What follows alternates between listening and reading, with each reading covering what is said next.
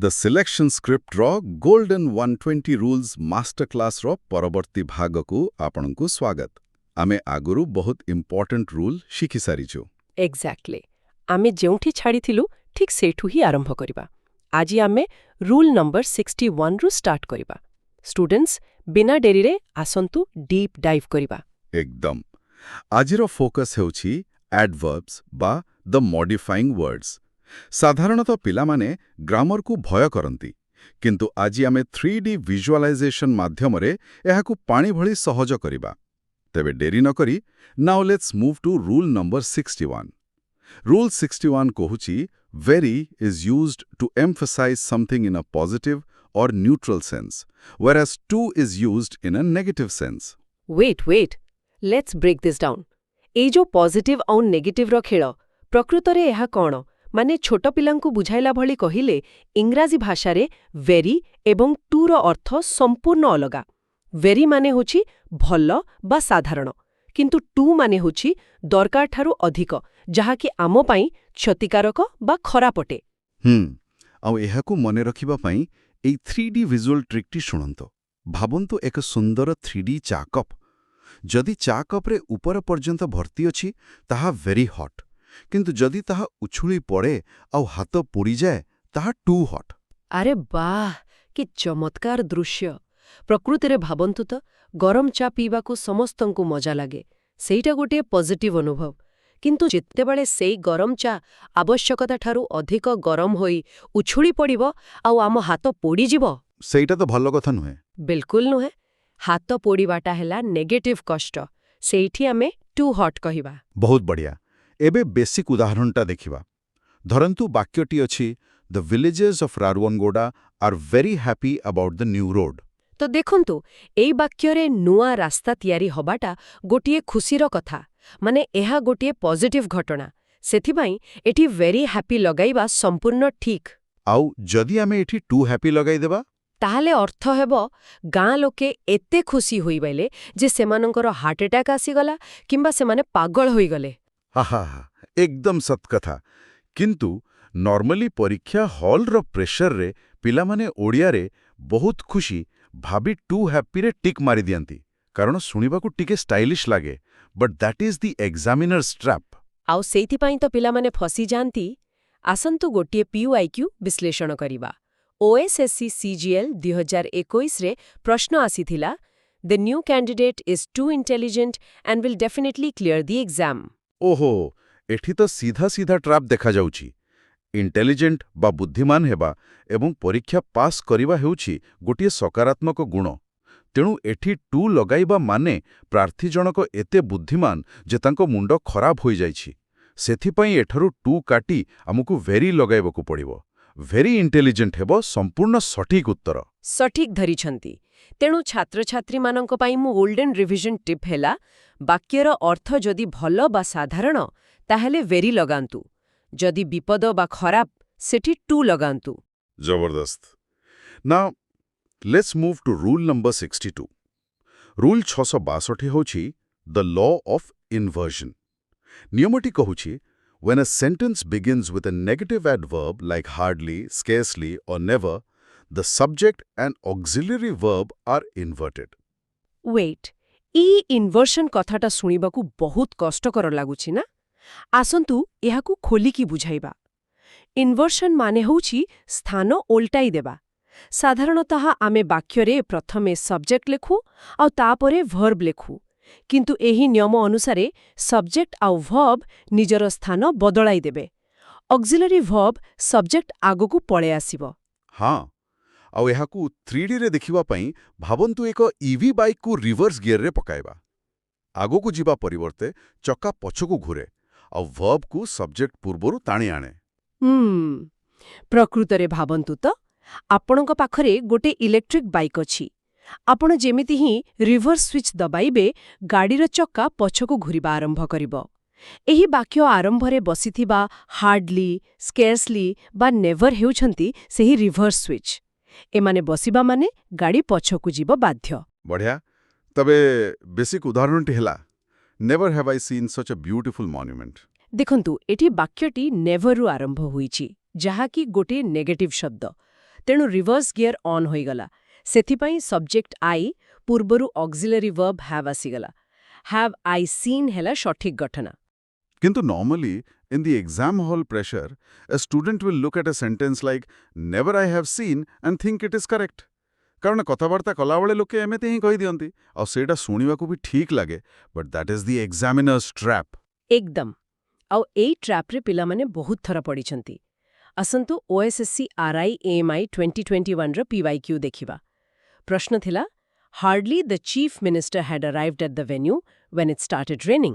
ହଁ, ଉପର ଦେଖିଲେ ଲାଗିବ ଯେ ଦ ଚିଫ୍ ମିନିଷ୍ଟର ହେଉଛନ୍ତି ସବଜେକ୍ଟ ଏବଂ ହ୍ୟାଡ୍ ହେଉଛି ଅକ୍ସିଲାରୀ ଭର୍ବ।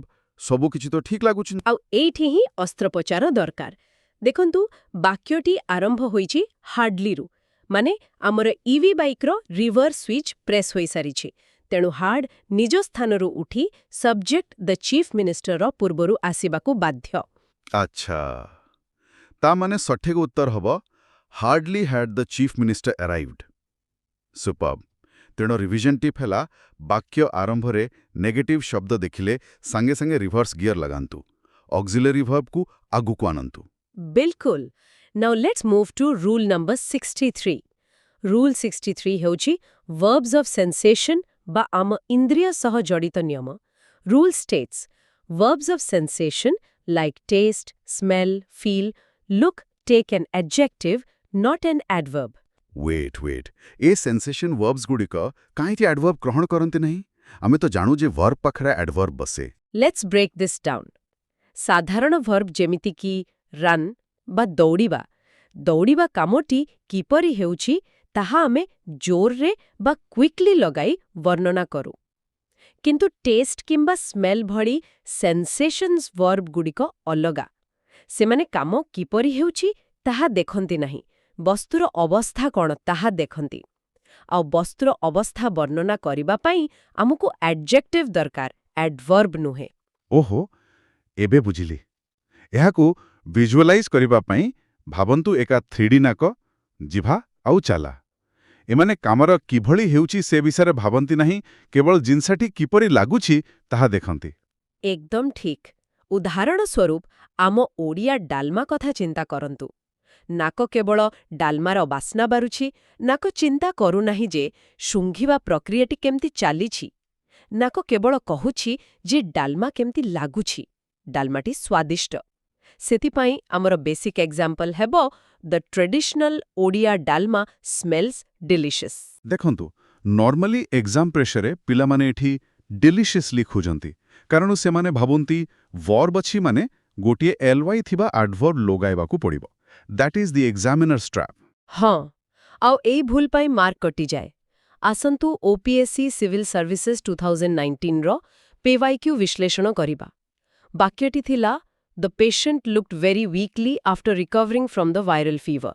ଏଠାରେ ଲୁକ୍ଡ ବା ଦେଖାଯିବା ହେଉଛି ଏକ ସେନ୍ସେସନ୍। ଆମେ ରୋଗୀର ଦେଖିବା ଦକ୍ଷତା ବିଷୟରେ କଥା ହେଉନାହୁଁ। ଆମେ କହୁଛୁ ରୋଗୀଟି କିପରି ଦେଖାଯାଉଛି। ତେଣୁ ରୋଗୀର ଅବସ୍ଥା ଦୁର୍ବଳ ଅଛି। ଏକଦମ ସର୍ଜିକାଲ ଆନାଲିସିସ୍। ଯେହେତୁ ନାଉନ୍ର ଅବସ୍ଥା ବର୍ଣ୍ଣନା କରାଯାଉଛି, ୱିକ୍ଲିରୁ ly କାଟି ଆମକୁ କେବଳ ଆଡଜେକ୍ଟିଭ୍ ୱିକ୍ ଲଗାଇବାକୁ ପଡ଼ିବ। ତେଣୁ ରିଭିଜନ ଟିପ୍ ହେଲା, ପଞ୍ଚେନ୍ଦ୍ରିୟଙ୍କର କାମ ସବୁବେଳେ ଆଡଜେକ୍ଟିଭ୍ ସାଙ୍ଗରେ ହିଁ ଥାଏ। Now let's move to rule number 64, the double negative clash. Rule says words like hardly, scarcely, forbid, unless already carry a negative meaning and should not be used with not.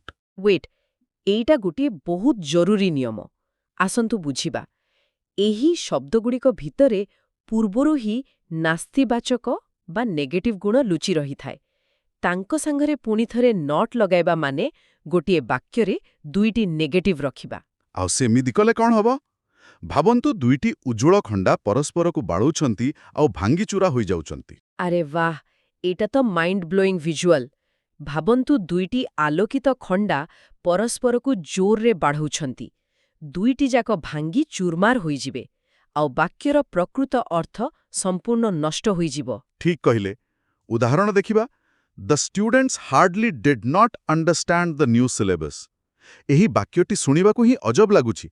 Hardly ଭିତରେ ଗୋଟିଏ ନାଁ ଅଛି ଆଉ did not ଭିତରେ ଆଉ ଗୋଟିଏ ନାଁ।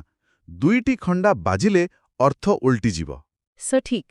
ଏହାର ଅର୍ଥ ହୋଇଯିବା ଯେ ସେମାନେ ସବୁ ବୁଝିଗଲେ, ଯାହାକି ଆମର ଉଦ୍ଦେଶ୍ୟ ନୁହେଁ।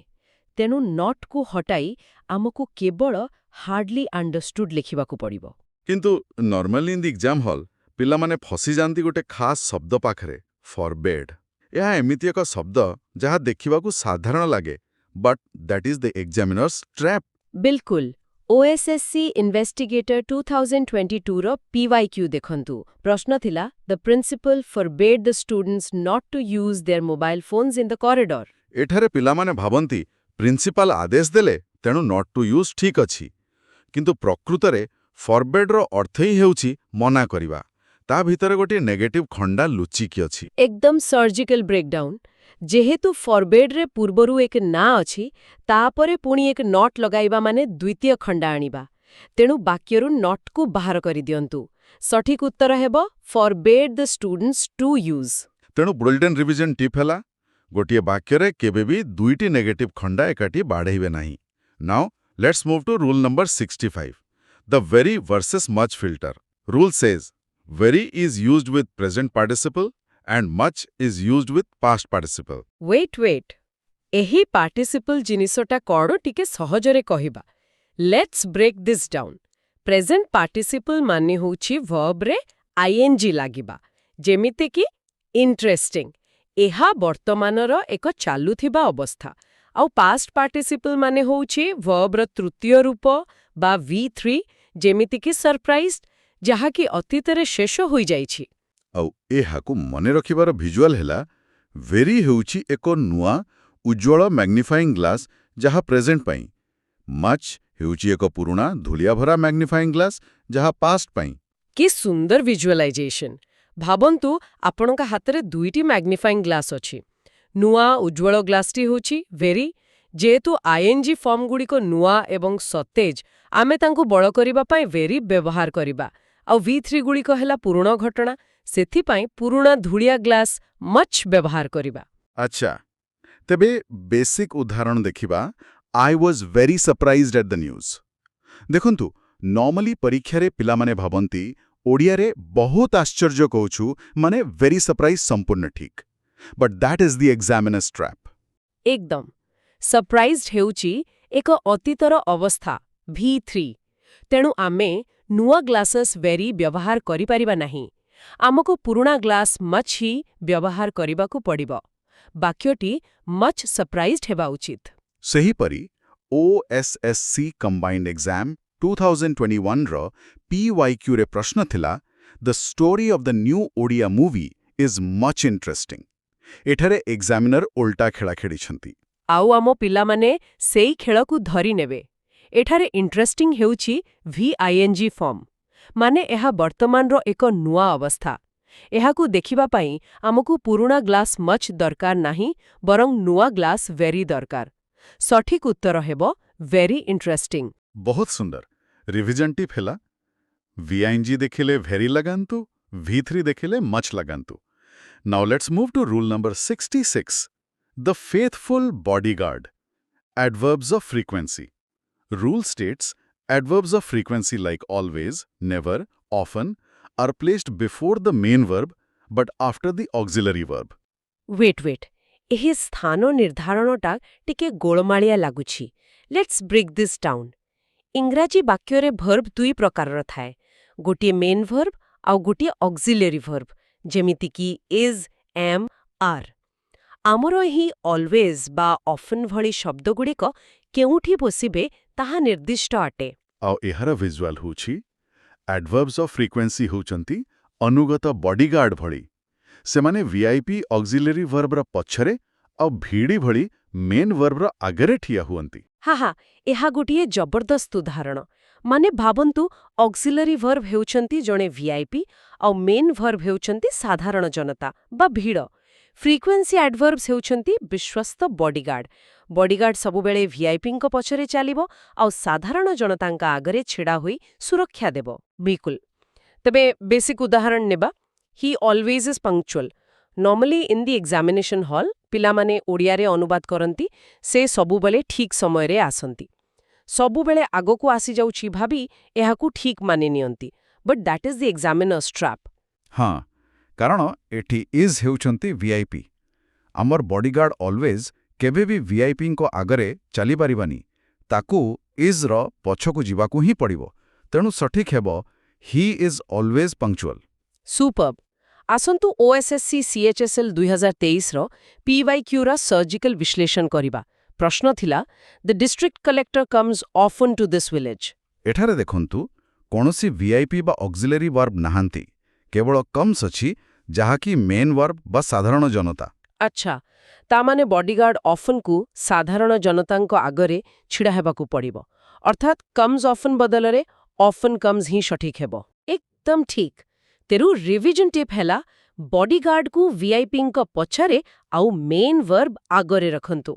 ନାଉ let's move to rule number 67, the title dispenser. Rule says, verbs like appoint, elect, make, call and name do not take as before the objective complement. Wait, ଏଇଟା ତ ମୋତେ ବି ଟିକେ କନଫ୍ୟୁଜିଂ ଲାଗୁଛି। Let's break this down. ଏହି ଶବ୍ଦଗୁଡ଼ିକୁ ଆଜ୍ ସହିତ ଶତ୍ରୁତା କାହିଁକି କରନ୍ତି? ଦେଖନ୍ତୁ, ଏହି ଭର୍ବଗୁଡ଼ିକ ନିଜେ ହିଁ ସମ୍ପୂର୍ଣ୍ଣ। ଏମାନେ ସିଧାସଳଖ ଏକ ପଦବୀ ଦେଇଥାନ୍ତି, ତାଙ୍କୁ ବାହାରୁ କୌଣସି ମଧ୍ୟସ୍ଥି ବା ଯୋଡ଼ଣୀ ଆଜ୍ର ଆବଶ୍ୟକତା ନାହିଁ। ଓହୋ, ତେବେ ଏହାର ଭିଜୁଆଲ ଶୁଣନ୍ତୁ। ଭାବନ୍ତୁ, ଏକ ଆଇଡି କାର୍ଡ ପ୍ରିଣ୍ଟ କରିବା ମସିନ୍, ଯାହାର ନାଁ ଆଜ୍। କିଛି ଭର୍ବସ୍ ଏହି ମସିନ୍ର ଟାଇଟଲ ଦିଅନ୍ତି, କିନ୍ତୁ ଅନ୍ୟ ଭର୍ବସ୍ ମସିନ୍କୁ ରିଜେକ୍ଟ କରି ସିଧାସଳଖ ଟାଇଟଲ ବାଣ୍ଟିଥାନ୍ତି। ମାନେ ଇଲେକ୍ଟ ବା ଅପଏଣ୍ଟ ଭଳି ଶବ୍ଦଗୁଡ଼ିକ ହେଉଛନ୍ତି ସେହି ଶକ୍ତିଶାଳୀ ଅଫିସର ଯେଉଁମାନେ ଆଜ୍ ମେସିନ୍କୁ ଝରକା ବାହାରକୁ ଫିଙ୍ଗି ଦିଅନ୍ତି। ସେମାନେ ସିଧା ନିଜ ହାତରେ ଆଇଡି କାର୍ଡ ବାଣ୍ଟନ୍ତି। ତେବେ ବେସିକ୍ ଉଦାହରଣଟି ହେଲା, the village committee elected him as the sarpanch. Normally in exam pressure ପିଲାମାନେ ଓଡ଼ିଆରେ ସରପଞ୍ଚ ଭାବରେ କହୁଥିବାରୁ ଏହାକୁ ସମ୍ପୂର୍ଣ୍ଣ ଠିକ୍ ମାନି ନିଅନ୍ତି। But that is the examiner's trap. ଆଉ ଏଇଟା ହିଁ ସବୁଠୁ ବଡ଼ ଭୁଲ, କାରଣ ଇଲେକ୍ଟେଡ୍ ସିଧାସଳଖ ପଦବୀ ଦିଏ, ତାକୁ ଆଜ୍ ମେସିନ୍ ଦରକାର ନାହିଁ। ଆଜ୍କୁ କାଟିଦେବାକୁ ପଡ଼ିବ। ସେହିପରି OSSC CPSC 2018ର PYQ ଦେଖିବା। ପ୍ରଶ୍ନ ଥିଲା, the new recruit was appointed as the block development officer. Surgical breakdown କଲେ ଜଣାପଡ଼ିବ ଯେ ଏପଏଣ୍ଟେଡ୍ ଶବ୍ଦଟି ଆସିସାରିଛି। ସେ ନିଜେ ପଦବୀ ଦେବ। ଏଠାରେ ଆଜ୍ର ଉପସ୍ଥିତି ଏକ ବ୍ୟାକରଣଗତ ଅପରାଧ। ଆଜ୍ ହଟିବ ଆଉ ସଠିକ୍ ଉତ୍ତର ହେବ appointed the block development officer. ବଢ଼ିଆ। ତେଣୁ ରିଭିଜନ ଟିପ୍ ହେଲା, elect point କଲ୍ ଦେଖିଲେ ଆଜ୍କୁ କାଟି ଦିଅନ୍ତୁ। Now let's move to rule number 68, the puzzled pair. Rule says, else is followed by but and other or rather is followed by than. With ଇଂରାଜୀ ଗ୍ରାମରରେ ଏମାନଙ୍କୁ କୋରିଲେଟିଭ୍ ପେୟର୍ସ କୁହାଯାଏ। Let's break this down. ଏହାର ଅର୍ଥ ହେଉଛି, କିଛି ଶବ୍ଦ ଅଛନ୍ତି ଯେଉଁମାନେ କେବଳ ନିଜର ନିର୍ଦ୍ଦିଷ୍ଟ ସାଥୀ ସହିତ ହିଁ ବସନ୍ତି। ଆପଣ ନିଜ ଇଚ୍ଛାରେ ସେମାନଙ୍କ ସାଥୀ ବଦଳାଇ ପାରିବେ ନାହିଁ। ଆଉ ଏହାକୁ ଭିଜୁଆଲାଇଜ୍ କରିବା ପାଇଁ ଭାବନ୍ତୁ ଏକ ଜିଗ୍ଜା ପଜଲ୍। ନୀଳ ରଙ୍ଗ ଏଲ୍ସର ପିସ୍ କେବଳ ବଟ୍ ପିସ୍ ସହ ଯୋଡ଼ି ହୁଏ। ଲାଲି ରଙ୍ଗ ଅଦର ବା ରାଦର ପିସ୍ କେବଳ ଥାନ୍ ସହ ଯୋଡ଼ି ହୁଏ। ଏକଦମ। ମାନେ ଯଦି ଆପଣ ଜୋର ଜବରଦସ୍ତ ନୀଳ ରଙ୍ଗର ଏଲ୍ସ ସହ ନାଲି ରଙ୍ଗର ଥାନ୍କୁ ଯୋଡ଼ିବାକୁ ଚେଷ୍ଟା କରିବେ, ପଜଲ୍ଟି ସମ୍ପୂର୍ଣ୍ଣ ଭାଙ୍ଗିଯିବ। ବେସିକ୍ ଉଦାହରଣ ଦେଖିବା, ଇଟ୍ ଇଜ୍ ନଥିଂ ଏଲ୍ସ ଦେନ୍ ଅ ମ୍ୟାଜିକ୍ ଟ୍ରିକ୍। ନର୍ମାଲି ଏକ୍ଜାମ୍ରେ ପିଲାମାନେ କଥାବାର୍ତ୍ତା ବେଳେ ଏଲ୍ସ ଦେନ୍ ଶୁଣିଥିବାରୁ ଏହାକୁ ଠିକ୍ ଭାବନ୍ତି। But that is the examiner's trap. ଏହା ଗୋଟିଏ ମିଠା ବିଷ। ବିଲକୁଲ। ଏଠାରେ ନୀଳ ରଙ୍ଗର ଏଲ୍ସ ଅଛି, ତେଣୁ ତାର ପରଫେକ୍ଟ ମ୍ୟାଚ୍ କେବଳ ବଟ୍ ହିଁ ହେବା ଉଚିତ। ନଥିଂ ଏଲ୍ସ ବଟ୍ ହେବ ସଠିକ୍। She had no other alternative but to accept the transfer order? ଏହି ବାକ୍ୟଟି ଶୁଣିବାକୁ କେତେ ସ୍ୱାଭାବିକ ଲାଗୁଛି, କିନ୍ତୁ ଆମର ନିୟମ ଅନୁସାରେ ଏଠାରେ ବାକ୍ୟରେ ନାଲି ରଙ୍ଗର ପଜଲ୍ ଅଦର ଆସିଛି। ଆଚ୍ଛା, ତାମାନେ ତାର ଯୋଡ଼ି ନିଶ୍ଚିତ ଭାବେ ଥାନ୍ ହେବ, ବଟ୍ ନୁହେଁ। ବଟ୍କୁ କାଟି ଆମକୁ ଥାନ୍ ଲଗାଇବାକୁ ପଡ଼ିବ। ସଠିକ୍ ଉତ୍ତର ହେଲା no other alternative than। ଏକଦମ ଠିକ୍। ତେଣୁ ରିଭିଜନ ଟିପ୍ ହେଲା, ଏଲ୍ସର ସାଥୀ ବଟ୍ ଆଉ ଅଦରର ସାଥୀ than. Now let's move to rule number 69, the sniper's laser placement of only. Rule says, the word only should be placed immediately before the word it modifies. Wait, ए छोटिया शब्द only भितरे एते पावर अच्छे। Let's break this down. ओडियारे आमे केवल शब्द को जेकोसी जगार रखिले चली जाए, किंतु इंग्राजी रे तार जागा ठिके घुंची गले पूरा अर्थ बदली जाए। सत्य कथा। ओनली जो शब्द पूर्वरु बसिब केवल ताको ही गुरुत्व देव। एहार भिजुआल हेला ओनली हेउछि एक स्नाइपर रो नाली लेजर पॉइंट भड़ी। एहा ठीक सेही वार्ड उपरे टार्गेट करिवा दरकार जहाकू एहा मॉडिफाई करूछि। अरे बाह, भावन्तु गोटे स्नाइपर लाल बिंदु जदि बिंदुटी टिकिए भी घुंची जाए गुली भूल टार्गेट रे बाजिबो आउ सबु उल्टा पालट होई जिवो। बेसिक उदाहरण देखिबा। I only solve 10 questions. Normally exam रे पिला माने एहाकू ठीक भाबंती, but that is the examiner's trap. कारण एठारे स्नाइपर लेजर सॉल्व्ड उपरे पडुछि। एहार अर्थ हेला मु केवल समाधान कली, पढ़िली नाही कि बुझिली नाही। किंतु आमे तो संख्या उपरे गुरुत्व देबाकू चाहूछु ना, तेणु लेजर 10 पूर्वरु पढ़िबा दरकार। आई सॉल्व्ड ओनली 10 क्वेश्चंस। आउ एहाकू नहीं ओएसएससी सीजीएल प्रिलिम्स 2022 रे एक हास्यास्पद पीवाईक्यू आसीथिला। प्रश्नटी थिला ही ओनली डाइड अ वीक एगो फ्रॉम ए सीवियर इलनेस। बापरे, एहाकू पढ़िले तो आश्चर्य लागिबो, कारण एठारे ओनली रो टार्गेट डाइड उपरे अछि। माने से केवल मला आउ किछि कलानी। एहा संपूर्ण अर्थहीन। बिल्कुल। प्रकृतरे वक्ता समय उपरे गुरुत्व देबाकू चाहूचंती, तेणु टार्गेट लेजर अ वीक एगो उपरे रहिबा दरकार। एहाकू बदलाई आमकू लिखिबाकू पड़िबो डाइड ओनली अ वीक एगो। Perfect surgery. तेणु रिविजन टिप हेला ओनली रो लेजर ठीक टार्गेट वर्ड पूर्वरु पकांतु। Now let's move to our final rule for today. Rule number 70, the seldom twins. Rule states the word seldom takes either or never or if ever. Any other combination is incorrect. Wait एही seldom माने क्वचित। Let's break this down. एहार केवल दुईटी ही ग्रहणयोग्य phrase अछि, seldom or never, नचेत सेल्डम इफ एवर। एहाकू छाड़ीदेले अन्य कोनोसी जिनिस ग्रामर रे नाही। एकदम। एहाकू मने रखिबार विजुअल हेला सेल्डम वर्डटी आईनारे देखिला बेले दुईटी एक्जाक्ट रिफ्लेक्शन देखे। अन्य जे कोनोसी कॉम्बिनेशन एक भांगा आईना आटे। माने भावन्तु एक निर्मल आईना, ता आगरे केवल दुईटी निखुण प्रतिबिंब अछि, किंतु परीक्षक माने कोन करंती, से माने जानी सुनी शब्दगुडी को मिक्स मैच कर दियंती, आउ सेटा गोटिए भंगा आईना होई जाए। बेसिक उदाहरण देखिबा। My older brother seldom or ever rides a bike. Normally exam pressure रे पिलामाने टिकिनिकी देखंती नाही, सेमानंकु सुनिबाकू ठीक लागे, but that is the examiner's trap. हाँ, कारण एटी और सहित एवर को जोड़ा जाइछि। एहा गोटिए भंगा होइना, और सहित केवल नेभर आसीबो। एहाकू सेल्डम और नेभर करिबाकू पड़िबो। ठीक सही परी OSSC जूनियर क्लर्क 2018 रो PYQ देखंतु। प्रश्न थिला The arrogant officer seldom, if never, talks politely to the villagers. एठारे एग्जामिनर इफ नेवर लेखिचंती, जाहाकी एकांत भाबे ट्रैप। इफ लागिले तारो झियावळा भाई निश्चित रूपे एवर हबो। सेल्डम इफ एवर ही एकमात्र सठिक उत्तर। क्या बात। तेणु रिविजन टिप हेला जाना नाम मने रखंतु, सेल्डम और नेवर, नचेत सेल्डम इफ पर एवर। आजिरो मिशन हेउची prepositions, माने the positioning words. आमो पिलामाने प्रायतः एई छोटो छोटो शब्दगुड़िकु देखि बहुत डरी जानती, माने इंग्राजी व्याकरण प्रति तांकर एक विराट भय थाए। किंतु आजी आमे से भय संपूर्ण दूर करिदेबा। एकदम ठीक कहिले। पिला माने टिके भी डरिबार नाही। आमे प्रत्येक नियम को केवल घोषिबा नाही, बरं 3D चित्र माध्यमरे मन रखिबा। बुझले तो? आमे स्थान बा लोकेशन रु आरंभ करी समय आउ अवस्था आड़कु जिबा, आउ शेषरे देखिबा केउठी प्रेपोजिशन आदम लागिबनी। हाँ, तेबे आसंतु आरंभ करिबा। Now let's move to rule number 71.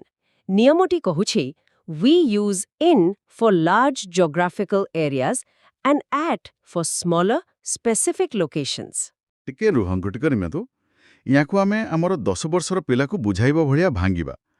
Geographical areas माने हेला भौगोलिक अंचल, जेमिति कि आम देश, आम राज्य किंबा बड़ सहर। एगुड़िक हेला बड़ स्थान। अच्छा, ताहले आमे केमिति जानिबा केउटा बड़ आउ केउटा सान? ମାନେ ଗୋଟିଏ ଗାଁ ବି ତ ଛୋଟ ପିମ୍ପୁରି ପାଇଁ ବହୁତ ବଡ଼ ହୋଇପାରେ ନା? ଆରେ ବାହ, ବଢ଼ିଆ ପ୍ରଶ୍ନ। ସେଇଥିପାଇଁ ମୁଁ କହୁଛି, ଭାବନ୍ତୁ ଗୋଟିଏ ଡିଜିଟାଲ ମ୍ୟାପ୍। ବଡ଼ ବାଉଣ୍ଡରିଜ୍ ପାଇଁ ଇନ୍ ଆଉ ସଠିକ୍ ଲାଲ ପିନ୍ ଲଗାଇବା ଜାଗା ପାଇଁ ଆଟ୍। ଏଇଟା ହେଲା ଆମର ଓଡ଼ିଆ ଭିଜୁଆଲ କନସେପ୍ଟ। ମାନେ ଆଖି ବନ୍ଦ କରି ନିଜ ଫୋନରେ ଗୁଗଲ ମ୍ୟାପ୍ ଖୋଲିବାର କଳ୍ପନା କଲେ ସମ୍ପୂର୍ଣ୍ଣ ଓଡ଼ିଶା ଦେଖିଲା ବେଳେ ତାହା ହେଉଛି ଇନ୍, କିନ୍ତୁ ଜୁମ୍ କରି ଗୋଟିଏ ଛୋଟ ଗାଁର ଛକକୁ ଗଲେ ସେହି ପେନ୍ ହେଉଛି ଆଟ୍। ସତରେ କେତେ ସହଜ! ବିଲକୁଲ। ଏବେ ବେସିକ୍ ଉଦାହରଣଟି ଦେଖିବା। Chiluru lives at Raruangoda in the Keonjhar district. ଏଠି ଦେଖନ୍ତୁ କେନ୍ଦୁଝର ଏକ ବଡ଼ ଜିଲ୍ଲା, ତେଣୁ ତାହାର ଏକ ବଡ଼ ସୀମା ଅଛି। ସେଥିପାଇଁ ଇନ୍ ବସିଲା। ଆଉ ରାରୁଆଙ୍ଗୋଡା ଗୋଟିଏ ନିର୍ଦ୍ଦିଷ୍ଟ ଛୋଟ ଗାଁ ହୋଇଥିବାରୁ ଆଡ୍ ବସିଲା। ହଁ, କିନ୍ତୁ ପରୀକ୍ଷା ହଲ୍ର ଚାପରେ ପିଲାମାନେ ଦୁଇଟି ଯାକ ସ୍ଥାନରେ ଇନ୍ ଲଗାଇ ଦିଅନ୍ତି। ମାନେ ଇନ୍ ରୋରାଙ୍ଗୁଡା, ଇନ୍ କେନ୍ଦୁଝର ଲେଖିଦିଅନ୍ତି। କାରଣ ପଢ଼ିବାକୁ ସେଇଟା ଭଲ ଲାଗେ। ଏଇଟା ତ ଗୋଟେ ବିରାଟ ଭୁଲ। ସେଇଟା ହିଁ ତ ଏକ୍ଜାମିନରଙ୍କ ଫାସ୍। ପିଲାଙ୍କ ମାଇଣ୍ଡ ସହ ଖେଳନ୍ତି ସେମାନେ। ଆସନ୍ତୁ OSSC CGLର ଗୋଟିଏ PYQ ବିଶ୍ଳେଷଣ କରିବା। The chief minister hoisted the flag in the Kalinga stadium in Bhubaneswar. ଓହୋ, ଏଠି ଭୁବନେଶ୍ୱର ଭିତରେ କଳିଙ୍ଗ ଷ୍ଟାଡିୟମ ଏକ ନିର୍ଦ୍ଦିଷ୍ଟ ପିନ୍ ବା ବିନ୍ଦୁ। ତେଣୁ ପ୍ରଥମ ଇନ୍ କାଟି ଆଟ୍ ଦି କଳିଙ୍ଗ ଷ୍ଟାଡିୟମ କରିବାକୁ ହେବ, ଠିକ୍ ନା? ଏକଦମ ସର୍ଜିକାଲ ଷ୍ଟ୍ରାଇକ୍। ତେବେ ଗୋଲ୍ଡେନ୍ ରିଭିଜନ ଟିପ୍ ହେଲା, ମ୍ୟାପ୍ରେ ବଡ଼ ଗୋଲେଇ ହେଉଛି ଇନ୍ ଆଉ ଛୋଟ ବିନ୍ଦୁ ହେଉଛି ଆଟ୍। ବାସ୍ ଏତିକି ମନେ ରଖନ୍ତୁ। ହଁ, ସ୍ଥାନ ପାଇଁ ଯେମିତି ମ୍ୟାପ୍ରେ ପିନ୍ ଲଗାଇଲେ, ସମୟ ପାଇଁ ମଧ୍ୟ କ୍ୟାଲେଣ୍ଡରରେ ପିନ୍ ଲଗାଇବାକୁ ହେବ। Now let's move to rule number 72. We use since for a point of time and for a period of time. ମାନେ ପଏଣ୍ଟ ଅଫ୍ ଟାଇମ୍ ହେଉଛି ସଠିକ୍ ସମୟ ବିନ୍ଦୁ, ଆଉ ପିରିୟଡ଼ ଅଫ୍ ଟାଇମ୍ ହେଲା ସମୟର ଅବଧି। ଆମର ଓଡ଼ିଆ ଭିଜୁଆଲ କନସେପ୍ଟ କହୁଛି ଯେ ସିନ୍ସ ମାନେ କ୍ୟାଲେଣ୍ଡରରେ ଲାଗିଥିବା ଏକ ତୀକ୍ଷ୍ଣ ଲାଲ ପେନ୍, ଆଉ ଫର୍ ମାନେ ସମୟ ମାପୁଥିବା ଏକ ଷ୍ଟପ୍ ୱାଚ୍। ଆଚ୍ଛା, ମାନେ ଯଦି ଆମେ ସୋମବାର କହୁ, ପିଲାମାନେ କ୍ୟାଲେଣ୍ଡରରେ ଆଙ୍ଗୁଠି ରଖି ଦେଖାଇ ପାରିବେ। କିନ୍ତୁ 5 ବର୍ଷ କହିଲେ ଏହା ଏକ ଲମ୍ବା ଅବଧି, ମାନେ ଏକ ଷ୍ଟପୱାଚ୍ ଚାଲିଲା ଭଳି। ବିଲକୁଲ ଠିକ୍ ଧରିଛନ୍ତି। ବେସିକ୍ ଉଦାହରଣ ନେବା, preparing for the single written exam for 5 months। ଏଠି 5 months ବା 5 ମାସ ଗୋଟେ ଲମ୍ବା ଅବଧି, ତେଣୁ ଫର୍ ବସିଲା। କ୍ୟାଲେଣ୍ଡରରେ ତ ଆମେ 5 ମାସ ଉପରେ ଏକାଥରେ ଆଙ୍ଗୁଠା ରଖିପାରିବାନି। କିନ୍ତୁ ଏକ୍ଜାମିନର ଜାଣିଛନ୍ତି ଯେ ପିଲାମାନେ ଭାବନ୍ତି ସିନ୍ସ 5 months ଠିକ୍ ଶୁଭୁଛି। କାରଣ ଓଡ଼ିଆରେ ଆମେ 5 ମାସ ହେଡ଼ା ବୋଲି କହୁ, ତେଣୁ ଭୁଲ ହୋଇଯାଏ। ହଁ, ସେଇ ହେଲା ଶବ୍ଦଟା ହିଁ ଫାସ୍। ଆଚ୍ଛା, OSS SSCର RI ଏବଂ ଆମିନ୍ ପରୀକ୍ଷାର ପ୍ରଶ୍ନ ଦେଖନ୍ତୁ। Closed for last Monday. ଏଠି ଲାଷ୍ଟ ମଣ୍ଡେ ଏକ ନିର୍ଦ୍ଦିଷ୍ଟ କ୍ୟାଲେଣ୍ଡର ତାରିଖ। ଷ୍ଟପ୍ ୱାଚ୍ର କୌଣସି କାମ ନାହିଁ। ସତରେ? ତେଣୁ ଫର୍ ବଦଳରେ ସିନ୍ସ ହେବ। ରିଭିଜନ ଟିପ୍ ହେଲା, ତାରିଖ କିମ୍ବା ବାର ମିଳିଲେ ସିନ୍ସ, ଆଉ କେତେ ସମୟ ଲାଗିଲା ଜାଣିଲେ ଫର୍। ବହୁତ ବଢ଼ିଆ। ସମୟକୁ ଭାଗ କଲା ପରେ ଏବେ ଆସନ୍ତୁ ଜିନିଷକୁ ଲୋକଙ୍କୁ ଭିତରେ ଭାଗ କରିବା। ଏଇଟା ଆମର ରୁଲ୍ ନମ୍ବର 73 ହେବ। ହଁ, ତେବେ let's move to rule number 73. Between is used for exactly two entities and among is used for more than two. ଟିକେ ମାଇକ୍ରୋ ଟ୍ରାନ୍ସଲେସନ୍ କରିଦେବା। ଏକ୍ଜାକ୍ଟଲି 2 ମାନେ କେବଳ 2 ଏବଂ ମୋର୍ ଦ୍ୟାନ୍ 2 ମାନେ 2ରୁ ଅଧିକ। ଓଡ଼ିଆ ଭିଜୁଆଲ ହେଲା, ବିଟୱିନ୍ ହେଉଛି ଦୁଇଟି ଶକ୍ତ ସ୍ତମ୍ଭ ମଝିରେ ଥିବା ଏକ ସଫା ରାସ୍ତା, ଆଉ ଅମଙ୍ଗ ହେଉଛି ଅଗଣିତ ଗଛ ଥିବା ଏକ ଘଞ୍ଚ ଜଙ୍ଗଲ ଭିତରେ ହଜିଯିବା। ମାନେ ଆଖି ସାମ୍ନାରେ ଦୁଇଟି ଖୁମ୍ଭ ଠିଆ କରାଇଲେ ତାହା ହେଉଛି ବିଟୱିନ୍, କିନ୍ତୁ ଯେତେବେଳେ ହଜାର ହଜାର ଲୋକଙ୍କର ଭିଡ଼ ଥାଏ, ଆମେ ଜଙ୍ଗଲ ଭିତରେ ଥିଲା ଭଳି ଅନୁଭବ କରୁ, ତାହା ଅମଙ୍ଗ। ଯେମିତିକି divided between the two brothers. ଭାଇ କେବଳ 2 ଜଣ ଅଛନ୍ତି, ତେଣୁ ଖୁମ୍ଭ ଭଳି ବିଟୱିନ୍ ଲଗିଲା। ଏକଦମ। ଏଇ ତ ପରୀକ୍ଷାରେ ପିଲାମାନେ ବିଟୱିନ୍କୁ ସବୁ ଜାଗାରେ ବାଣ୍ଟିବା ଅର୍ଥରେ ବ୍ୟବହାର କରିଦିଅନ୍ତି। OSSC ECPSCର ପ୍ରଶ୍ନ ଥିଲା, distributed between the thousands of flood affected victims. ଆରେ, ହଜାର ହଜାର ଲୋକମାନେ ତ ଏହା ଗୋଟିଏ ଜଙ୍ଗଲ ଭଳି, ତେଣୁ ବିଟୱିନ୍ ସମ୍ପୂର୍ଣ୍ଣ ଭୁଲ। ସେଠାରେ ଆମଙ୍ଗ ବସିବ। ରିଭିଜନ ଟିପ୍ ହେଲା, କେବଳ 2 ଜଣ ଥିଲେ ବିଟୱିନ୍, ଆଉ ତାଠାରୁ ଅଧିକ ଭିଡ଼ ଥିଲେ ଆମଙ୍ଗ। ଆଚ୍ଛା, ଯଦି 2 ଜଣ ପାଖାପାଖି ବସନ୍ତି, ତେବେ କ'ଣ ହେବ? ଗୋଟିଏ ଛୋଟ ଅକ୍ଷର ଏସ୍ କିପରି ସମ୍ପୂର୍ଣ୍ଣ ଅର୍ଥ ବଦଳାଏ ତାହା ଦେଖିବା। ତେବେ let's move to rule number 74. Beside means by the side of and besides means in addition to. ମାନେ ଗୋଟିଏ ହେଲା ପାଖରେ ବସିବା, ଆଉ ଅନ୍ୟଟି ହେଲା ଏହା ସହିତ ଆହୁରି ମଧ୍ୟ କିଛି ଯୋଡ଼ିବା। ଆମର ଭିଜୁଆଲ କନସେପ୍ଟ କହୁଛି ଯେ ବିସାଇଡ୍ ମାନେ ଆପଣଙ୍କ ପାଖରେ ଥିବା ଏକ ଖାଲି କାଉକି, କିନ୍ତୁ ବିସାଇଡ୍ରେ ଲାଗିଥିବା ଏସ୍ ମାନେ ଏକ ବଡ଼ ପ୍ଲସ୍ ଚିହ୍ନ ଯାହା କିଛି ନୂଆ ଯୋଡ଼ିଥାଏ। ଓହୋ, ମାନେ ସିନେମା ହଲ୍ରେ ନିଜ ସାଙ୍ଗ ପାଇଁ ପାଖ ଜୋକି ଖାଲି ରଖିବା ହେଉଛି ବିସାଇଡ୍, ଆଉ ହାତରେ ପପକର୍ନ ସାଙ୍ଗକୁ ଏକ୍ସଟ୍ରା କୋଲ୍ଡ ଡ୍ରିଙ୍କ୍ସ ଯୋଡ଼ିବା ହେଉଛି ବିସାଇଡ୍ସ। ବିଲକୁଲ। ଉଦାହରଣ ଦେଖନ୍ତୁ, besides teaching English, Pankaj also edits videos. ଏଠାରେ ପଙ୍କଜ ଇଂରାଜୀ ପଢ଼ାଇବା ସହିତ ଭିଡିଓ ମଧ୍ୟ ଏଡିଟ୍ କରନ୍ତି। ଦୁଇଟି କାମ ଯୋଡ଼ା ହେଲା, ମାନେ ପ୍ଲସ୍ ହେଲା, ତେଣୁ ଏସ୍ ଲାଗିବ। କିନ୍ତୁ ଏକ୍ଜାମିନର ଜାଣନ୍ତି ଦୁଇଟି ଯାକ ଶବ୍ଦ ଦେଖିବାକୁ ଏକାଭଳି। ଏସ୍କୁ ପିଲାମାନେ ଅଣଦେଖା କରିଦିଅନ୍ତି। OPSC A100ର ପ୍ରଶ୍ନ ଦେଖନ୍ତୁ, sat besides the interviewer। ଏଠାରେ ପ୍ରାର୍ଥୀ ଯାଇ ଇଣ୍ଟରଭ୍ୟୁଅରଙ୍କ ପାଖେ ଚୌକିରେ ବସିଲେ। କିଛି ଯୋଡ଼ିବାର ନାହିଁ କି ପ୍ଲସ୍ କରିବାର ନାହିଁ। ତେଣୁ ଅତିରିକ୍ତ ଏସ୍ କାଟି ବିସାଇଡ୍ ଲିଖିବାକୁ ହେବ। ଟିପ୍ ହେଲା, ପାଖରେ ବସିଲେ ବିନା ଏସ୍, ଆଉ ଏକ୍ସଟ୍ରା କିଛି ମିଳିଲେ ଏସ୍ ଯୋଡ଼ିବେ। ବସିବା ହେଉଛି ଗୋଟିଏ ସ୍ଥିର ଅବସ୍ଥା ବା ରେଷ୍ଟ, କିନ୍ତୁ ଯଦି କେହି ଦୌଡ଼ି ଦୌଡ଼ି ଆସି ପ୍ରବେଶ କରେ। ଏହା ଆମକୁ ନେଇଯାଏ ପରବର୍ତ୍ତୀ ରୁଲକୁ। So, let's move to rule number 75. We use in to denote position or rest and into to denote inward motion or change of state. ୟାର ମାଇକ୍ରୋ ଟ୍ରାନ୍ସଲେସନ୍ ହେଲା ଇନ୍ ହେଉଛି ସ୍ଥିର ଅବସ୍ଥା ଏବଂ ଇଣ୍ଟୁ ହେଉଛି ଗତି ବା ରୂପାନ୍ତରଣ। ଭିଜୁଆଲ୍ ହେଲା ଗୋଟିଏ କାଚ ପାତ୍ରରେ ଶାନ୍ତିରେ ପହଁରୁଥିବା ମାଛ ହେଉଛି ଇନ୍, କିନ୍ତୁ ବାହାରୁ ଡେଇ ପାଣିରେ ଛପାକ କରି ପଡ଼ୁଥିବା ବେଙ୍ଗ ହେଉଛି ଇଣ୍ଟୁ। ଆରେ ବାଃ! ବେଙ୍ଗ ଯେତେବେଳେ ପବନରେ ଉଡ଼ିଆସି ଭିତରକୁ ଗତି କରେ, ଅବସ୍ଥାରେ ପରିବର୍ତ୍ତନ ଆସେ। ସେଇ ମୋଶନ ହିଁ ଇଣ୍ଟୁ। ବେସିକ୍ ଉଦାହରଣ ନେବା, ଦି ଆଙ୍ଗ୍ରି ଟିଚର ୱାକ୍ଡ ଇଣ୍ଟୁ ଦ କ୍ଲାସରୁମ୍। ଶିକ୍ଷକ ବାହାରୁ ଚାଲି ଚାଲି ଭିତରକୁ ଆସିଲେ, ତେଣୁ ଗତି ଅଛି, ଇଣ୍ଟୁ ଲାଗିଲା। ହଁ, କିନ୍ତୁ ପିଲାମାନେ ସବୁବେଳେ ଜାଗା ଭିତରେ ଥିଲେ ଇନ୍ ଲଗାଇ ଦିଅନ୍ତି, ଗତିକୁ ଲକ୍ଷ୍ୟ କରନ୍ତି ନାହିଁ। OSSC ଇନଭେଷ୍ଟିଗେଟରର ପ୍ରଶ୍ନଟି ଥିଲା, block of ice quickly melted in water. ବରଫ ତରଳି ପାଣି ହେବା ତ ଗୋଟିଏ ରୂପାନ୍ତରଣ ବା ଟ୍ରାନ୍ସଫର୍ମେସନ୍ ନା, କଠିନର ତରଳ। ତେଣୁ ଗତି ବା ପରିବର୍ତ୍ତନ ପାଇଁ ଇନ୍ ଭୁଲ, ଏଠାରେ ଇଣ୍ଟୁ ୱାଟର ହେବ। ଗୋଲ୍ଡେନ୍ ଟିପ୍ ହେଲା, ସ୍ଥିର ଥିଲେ ଇନ୍, ଡେଇଲେ ବା ରୂପ ବଦଳିଲେ ଇଣ୍ଟୁ। ସତରେ, ପିଲାମାନେ ଏସବୁ ଶୁଣିଲା ପରେ ଆଉ କେବେ ଭୁଲ କରିବାନି। ଏବେ ଗତି ଏବଂ କାର୍ଯ୍ୟ କଥା ଉଠିଲା ବେଳେ ସେହି କାର୍ଯ୍ୟଟି କିଏ କରୁଛି ଏବଂ କେଉଁ ଅସ୍ତ୍ର ଦ୍ୱାରା କରୁଛି ତାହା ଦେଖିବା। ଆଚ୍ଛା, now let's move to rule number 76. We use with for a non-living instrument and by for a living agent. ମାନେ ନିର୍ଜୀବ ହତିଆର ହେଲା ଇନ୍ଷ୍ଟ୍ରୁମେଣ୍ଟ ଆଉ ଜୀବନ୍ତ କର୍ତ୍ତା ହେଲା ଏଜେଣ୍ଟ। ମନେ ରଖିବେ, ହାୱାରେ ଭାସୁଥିବା ଗୋଟେ ନିର୍ଜୀବ ଖଣ୍ଡା ହେଉଛି ୱିଥ୍, ଆଉ ସେହି ଖଣ୍ଡାକୁ ଧରି ଯୁଦ୍ଧ କରୁଥିବା ଜୀବନ୍ତ ଯୋଦ୍ଧା ହେଉଛନ୍ତି ବାଏ। ମାନେ ଖଣ୍ଡା ଏକା ଏକା ତ କାହାକୁ ମାରିପାରିବ ନାହିଁ। ଏହା ଏକ ଯନ୍ତ୍ର। ମନୁଷ୍ୟ ବା ଯୋଦ୍ଧା ହିଁ କାମଟି କରନ୍ତି। ଉଦାହରଣ ସ୍ୱରୂପ, written by Manoj with a fountain pen.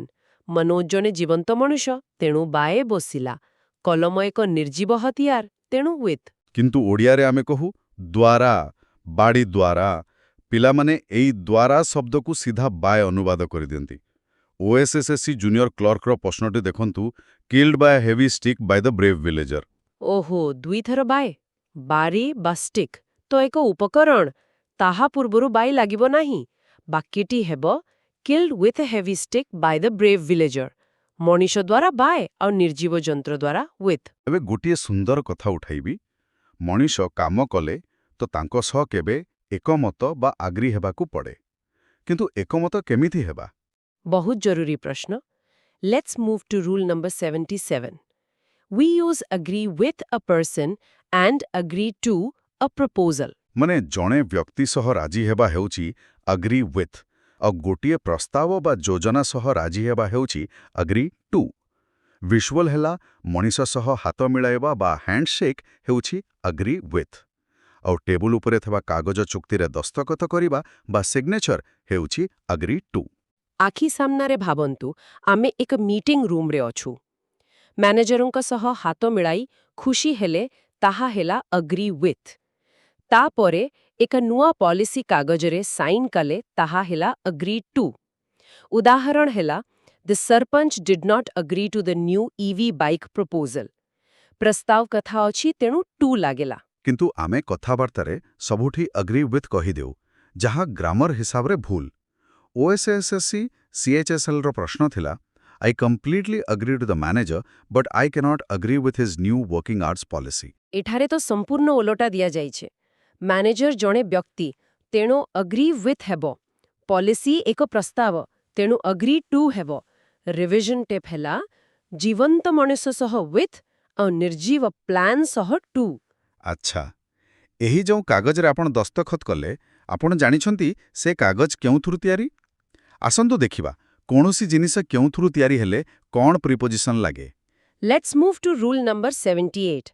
We use made of for reversible states and made from for irreversible chemical changes. ସରଳ ଓଡ଼ିଆରେ ବୁଝାଇଲେ, ରିଭର୍ସିବଲ୍ ମାନେ ଯାହାକୁ ପୁଣି ପୁରୁଣା ଅବସ୍ଥାକୁ ଅଣାଯାଇପାରିବ, ଆଉ ଇରିଭର୍ସିବଲ୍ ମାନେ ସମ୍ପୂର୍ଣ୍ଣ ରୂପାନ୍ତରଣ ଯାହାକୁ ବଦଳାଇ ହେବନି।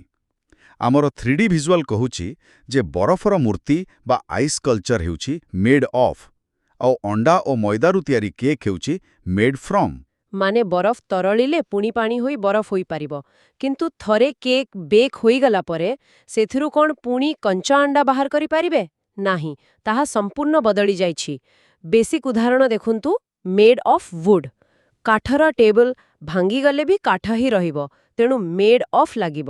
କିନ୍ତୁ ପିଲାମାନେ ଭାବନ୍ତି ସବୁ ତିଆରି ଜିନିଷରେ ମେଡ୍ ଅଫ୍ ହିଁ ଲାଗିବ। OPSC ସିଭିଲ୍ ସର୍ଭିସେସ୍ର ପ୍ରଶ୍ନ ଥିଲା, paper used in this text books is made of bamboo and grass. ଆରେ, ବାଉଁଶ ଏବଂ ଘାସକୁ କେମିକାଲ ଦେଇ ନଷ୍ଟ କରି କାଗଜ ତିଆରି ହୁଏ ନା? କାଗଜରୁ ପଡ଼ି କଞ୍ଚା ବାଉଁଶ ବାହାରିବ ନାହିଁ, ତେଣୁ ମେଡ୍ ଅଫ୍ ଭୁଲ, ଏଠାରେ ମେଡ୍ ଫ୍ରମ୍ ହେବ। ଗୋଲ୍ଡେନ୍ ଟିପ୍ ହେଲା, ପୁରୁଣା ଅବସ୍ଥାକୁ ଫେରିପାରିଲେ ଅଫ୍, ସମ୍ପୂର୍ଣ୍ଣ ବଦଳିଗଲେ ଫ୍ରମ୍। ଯେତେବେଳେ ଜିନିଷର ପରିବର୍ତ୍ତନ ହୁଏ ଆମେ ଆଖିରେ ଦେଖୁ, କିନ୍ତୁ କିଛି ଲୋକ ଜାଣିଶୁଣି ଅନ୍ଧ ସାଜନ୍ତି। ଏଇଟା ବହୁତ ଇଣ୍ଟରେଷ୍ଟିଂ ନିୟମ। ହଁ, ତେବେ now let's move to rule number 79. We use blind in for physical loss of sight and blind to for metaphorical blindness. ୟାର ମାନେ ହେଲା, ଫିଜିକାଲ ଲସ୍ ମାନେ ପ୍ରକୃତରେ ଆଖି ନ ଦେଖାଯିବା, ଯାହାକି ଏକ ମେଡିକାଲ ସମସ୍ୟା, ଆଉ ମେଟାଫୋରିକାଲ ମାନେ ଜାଣିଶୁଣି ଦୋଷକୁ ଲୁଚାଇବା ବା ଅଣଦେଖା କରିବା।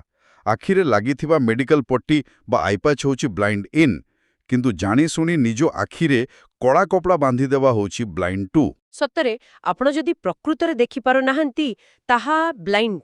କିନ୍ତୁ ନିଜ ପିଲାର ଭୁଲ ଦେଖି ମଧ୍ୟ ନ ଦେଖିଲା ଭଳି ଅଭିନୟ କରିବା ହେଉଛି ଆଖିରେ ପଟି ବାନ୍ଧିବା ସମାନ।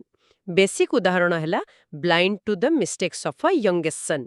ମା ନିଜ ପୁଅର ଭୁଲକୁ ଜାଣିଶୁଣି ଅଣଦେଖା କରୁଛନ୍ତି, ତେଣୁ ବ୍ଲାଇଣ୍ଡ ଟୁ ଲାଗିବ। ହଁ, ଆଉ ପରୀକ୍ଷାରେ ବ୍ଲାଇଣ୍ଡ ଦେଖିବା ମାତ୍ରେ ପିଲାମାନେ କନଫ୍ୟୁଜ୍ ହୋଇ ଟୁ କିମ୍ବା ଅଫ୍ ଲଗାଇ ଦିଅନ୍ତି। OSSC CGLର ପ୍ରଶ୍ନ ଦେଖନ୍ତୁ, the old man is blind to the left eye since birth. ଏଠାରେ ଲୋକଟିର ବାମ ଆଖି ଜନ୍ମର ଖରାପ। ଏହା ତ ଏକ ଶାରୀରିକ ସମସ୍ୟା, ମେଡିକାଲ ଇସ୍ୟୁ, ତେଣୁ ବ୍ଲାଇଣ୍ଡ ଟୁ ଭୁଲ, ଏଠାରେ blind in the left I ହେବ। ଗୋଲ୍ଡେନ୍ ଟିପ୍ ହେଲା, ପ୍ରକୃତରେ ଆଖି ନଥିଲେ ଇନ୍, ଭୁଲକୁ ଅଣଦେଖା କଲେ ଟୁ। ଏବେ ଆମେ ଶେଷ ନିୟମକୁ ଆସିଗଲେ।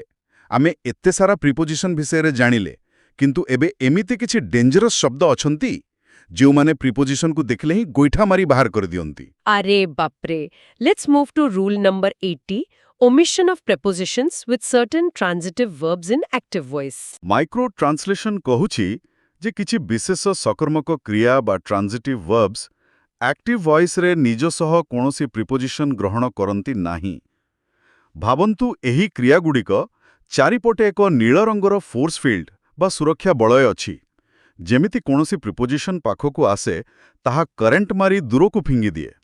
ମାନେ ସେହି ଶକ୍ତିଶାଳୀ ଭର୍ବଗୁଡ଼ିକ ହେଲେ enter, discuss, describe, attack, order, investigate ଇତ୍ୟାଦି।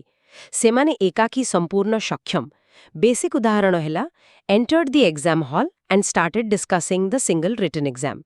ଏଠାରେ ଏଣ୍ଟର ସହ ଇଣ୍ଟୁ ଲାଗିବନି କିମ୍ବା ଡିସ୍କସ୍ ସହ ଏବାଉଟ୍ ଲାଗିବନି। କିନ୍ତୁ ଆମେ କଥାବାର୍ତ୍ତାରେ ସବୁବେଳେ ଡିସ୍କସ୍ ଏବାଉଟ୍ କିମ୍ବା ଏଣ୍ଟର ଇଣ୍ଟୁ କହୁ, ଯାହା ଶୁଣିବାକୁ ଖୁବ୍ ଭଲ ଲାଗେ। ଏହା ହିଁ ଏକ୍ଜାମିନରଙ୍କର ସବୁଠୁ ବଡ଼ ଫାସ୍। OSSCର ଗୋଟେ ପ୍ରଶ୍ନ ଥିଲା, କରେଣ୍ଟଲି ଇନଭେଷ୍ଟିଗେଟିଂ ଇଣ୍ଟୁ ଦ ସଡନ୍ ଡିସଆପିଆରେନ୍ସ। ଇନଭେଷ୍ଟିଗେଟ୍ର ଅର୍ଥ ହିଁ ହେଉଛି ଲୁକ୍ ଇଣ୍ଟୁ, ମାନେ ଭିତରକୁ ଯାଇ ତଦନ୍ତ କରିବା। ତେଣୁ ସେଠାରେ ଆଉଥରେ ଇଣ୍ଟୁ ଲଗାଇବା ବା ସୁପରଫ୍ଲୁଅସ୍ କରିବା ଭୁଲ ଅଟେ। ଇଣ୍ଟୁକୁ ସମ୍ପୂର୍ଣ୍ଣ କାଟିଦେବାକୁ ହେବ। ଗୋଲ୍ଡେନ୍ ଟିପ୍ ହେଲା, ଡିସ୍କସ୍, ଏଣ୍ଟର, ଇନଭେଷ୍ଟିଗେଟ୍ ହେଉଛନ୍ତି ବାହୁବଲି। ଏମାନଙ୍କର କୌଣସି ପ୍ରିପୋଜିସନ୍ ଦରକାର ନାହିଁ। ଆଜିର ଆମର ଯେଉଁ ମୁଖ୍ୟ ପ୍ରସଙ୍ଗ ଅଛି ନା, ତାହା ହେଉଛି କଞ୍ଜଙ୍କ୍ସନ୍ସ ବା କନେକ୍ଟିଂ ୱାର୍ଡସ୍। ପିଲାମାନେ ଇଂରାଜୀ ଗ୍ରାମରକୁ ନେଇ ମନରେ ଯେଉଁ ଭୟ ଅଛି ତାକୁ ପୂରାପୂରି କାଢ଼ି ଦିଅନ୍ତୁ। ବିଲକୁଲ ଆମେ କୌଣସି ବି ରୁଲକୁ ଘୋଷିବା ନାହିଁ, ବରଂ ଗୋଟିଏ ସୁନ୍ଦର ଭିଜୁଆଲ ବା ଦୃଶ୍ୟ ମାଧ୍ୟମରେ ମନେ ରଖିବା। ଠିକ୍ କଥା। Now let's move to rule number 81। ଏହାର ନାମ ହେଉଛି ଦି ଇନଷ୍ଟାଣ୍ଟ ଟ୍ରିଗର। ରୁଲ୍ଟି କହୁଛି ଯେ when no sooner is used in a sentence, it is always followed by then। Wait, let's break this down. ମାନେ ଆମେ ଟିକେ ଧୀରେ ଏହାକୁ ବୁଝିବା। ପିଲାମାନେ ନୋ ସୁନରର ପ୍ରକୃତ ଅର୍ଥ ହେଉଛି ଗୋଟିଏ କାମ ସରୁ ସରୁ ସାଙ୍ଗେ ସାଙ୍ଗେ ଆଉ ଗୋଟିଏ କାମ ଆରମ୍ଭ ହେବା। ମାନେ ଗୋଟେ ଇନଷ୍ଟାଣ୍ଟ ଆକ୍ସନ୍, ରାଇଟ୍? ଏକ୍ଜାକ୍ଟଲି। ଆଉ ଗୋଟିଏ ଗୁରୁତ୍ୱପୂର୍ଣ୍ଣ କଥା, ଏହା ଏକ ନେଗେଟିଭ୍ ଶବ୍ଦ ହୋଇଥିବାରୁ ଏଥିରେ ଇନଭର୍ଜନ୍ ଲାଗିବ। ଅର୍ଥାତ୍ ବାକ୍ୟର ଆରମ୍ଭରେ ସବଜେକ୍ଟ ପୂର୍ବରୁ ଆମକୁ ହ୍ୟାଡ୍ କିମ୍ବା ଡିଡ୍ ଲଗାଇବାକୁ ପଡ଼ିବ। ଆଚ୍ଛା, ଇନଭର୍ସନ୍ କଥାଟା କ୍ଲିୟର ହେଲା। ଏବେ ଆମର ଭିଜୁଆଲ କନସେପ୍ଟକୁ ଆସିବା। ଆମର ନୋଟ୍ସରେ ଅଛି, ଭାବନ୍ତୁ ଏକ 3D ରେସିଂ ଟ୍ରାକ୍। ସେଠି ଷ୍ଟାର୍ଟିଂ ଲାଇନ୍ରେ ଜଣେ ଅମ୍ପାୟାର ଠିଆ ହୋଇଛନ୍ତି। ହଁ, ଆଉ ତାଙ୍କ ହାତରେ ଥିବା ସେଇ ଷ୍ଟାର୍ଟର ପିଷ୍ଟଲର ନାଁ ହେଉଛି ନୋ ସୁନର। ବଢ଼ିଆ। ଯେମିତି ସେ ପିଷ୍ଟଲ ଫୁଟିବ ନା, ସେଠି ଥିବା ଜଣେ ମାତ୍ର ଧାବକ, ଯାହାର ନାଁ ହେଉଛି ଥ୍ୟାନ୍, THAN, ସେ ସାଙ୍ଗେ ସାଙ୍ଗେ ଦୌଡ଼ିବ। ଆଉ ଟ୍ରାକ୍ରେ ୱେନ୍ କିମ୍ବା ଦେନ୍ ନାମକ ଆଉ କେହି ଦୌଡ଼ାଲି ଥିଲେ ବି ସେମାନେ ଟିକେ ବି ହଲିବେ ନାହିଁ, କେବଳ THAN ଦୌଡ଼ିବ। ଆରେ ବାଃ, କି ଚମତ୍କାର ଦୃଶ୍ୟ। ଏବେ ବେସିକ୍ ଏକ୍ଜାମ୍ପଲଟି ଦେଖନ୍ତୁ। No sooner had the sarpanch arrived at the village than the meeting started। ଆସନ୍ତୁ ଏହାକୁ ଗୋଟେ ଗୋଟେ ଶବ୍ଦ କରି ବୁଝିବା। ପ୍ରଥମେ ନୋ ସୁନର ହ୍ୟାଡ୍, ଏଠି ପିଷ୍ଟଲ ଫୁଟିଲା। ଆଚ୍ଛା, ଦ ସରପଞ୍ଚ ଆରାଇଭଡ୍ ହେଲା ପ୍ରଥମ କାମ, ତାପରେ ସାଙ୍ଗେ ସାଙ୍ଗେ ଆମର ସେହି ଧାବକ ଦୌଡ଼ିଲା ତାନ୍, ଆଉ ତାପରେ ଦ୍ୱିତୀୟ କାମଟି ହେଲା ଦ ମିଟିଂ ଷ୍ଟାର୍ଟେଡ୍। ପୁରା କ୍ଲିୟର। କିନ୍ତୁ ପରୀକ୍ଷକଙ୍କ ଟ୍ରାପ୍ ବା ମାୟାଜାଲ କ'ଣ ଜାଣିଛନ୍ତି? ପରୀକ୍ଷା ହଲ୍ର ସେହି ପ୍ରେସରରେ ପିଲାମାନଙ୍କୁ ୱେନ୍ ଶବ୍ଦଟା ଶୁଣିବାକୁ ବହୁତ ଠିକ୍ ଲାଗେ। ଠିକ୍ କହିଲେ, କାରଣ ଆମେ ଓଡ଼ିଆରେ ଚିନ୍ତା କରୁ ଯେମିତି ସେ ଆସିଲେ, ସେତେବେଳେ ମିଟିଂ ଆରମ୍ଭ ହେଲା। ସେହି ସେତେବେଳେ କଥାଟା ପିଲାଙ୍କୁ ଭୁଆଁ ବୁଲାଇ ଦିଏ। ହଁ, ସେଇଟା ହିଁ ସବୁଠୁ ବଡ଼ ସମସ୍ୟା। ଏବେ OSSC CGL 2022ର ଏଇ ପ୍ରଶ୍ନ ଦେଖନ୍ତୁ। ପ୍ରଶ୍ନ ଥିଲା, No sooner did the student open the OMR sheet when the invigilator announced the time। ଦେଖିଲେ ତ, ଏଠି ଭେନ୍ ଲଗାଇ ଏକ୍ଜାମିନର ଜାଣିଶୁଣି ଟ୍ରାପ୍ ଦେଇଛନ୍ତି। କିନ୍ତୁ ଆମର ସର୍ଜିକାଲ ଅପରେସନ୍ କହୁଛି ଯେ ରେସିଂ ଟ୍ରାକ୍ରେ କେବଳ ଥ୍ୟାନ୍ ଦୌଡ଼ିବ। ତେଣୁ ସେଇ ଭେନ୍କୁ ସମ୍ପୂର୍ଣ୍ଣ କାଢ଼ି ଦିଅନ୍ତୁ ଆଉ ସେଠି ଥ୍ୟାନ୍ ଲଗାନ୍ତୁ। ୱାଃ, ମାତ୍ର 10 ସେକେଣ୍ଡର କାମ। ସୋ ରିଭିଜନ ଟିପ୍ ହେଲା, No sooner ଦେଖିଲେ ଖୋଜିବେ ଥ୍ୟାନ୍କୁ। ବିଲକୁଲ। ଆଉ ଯେମିତି ଏମାନେ ଗୋଟେ ଫିକ୍ସଡ ଯୋଡ଼ି। ଚଲନ୍ତୁ ଆଉ ଏକ ପକ୍କା ସାଙ୍ଗଙ୍କ ବିଷୟରେ ଦେଖିବା। Rule number 82। ହଁ, ରୁଲ୍ ନମ୍ବର 82 କହୁଛି ଦ ଲୟଲ ଡୁଓ। ରୁଲ୍ଟି ହେଲା, the conjunction both is always followed by and. ମାନେ ବୋଥର ଅର୍ଥ ହେଉଛି ଉଭୟ ବା ଦୁଇଜଣ ଯାକ। ଯେତେବେଳେ ଆମେ ଇଂରାଜୀରେ ବୋଥ୍ ବ୍ୟବହାର କରୁଛେ, ତା ସାଙ୍ଗରେ କେବଳ ଆଣ୍ଡ ହିଁ ବସିବ।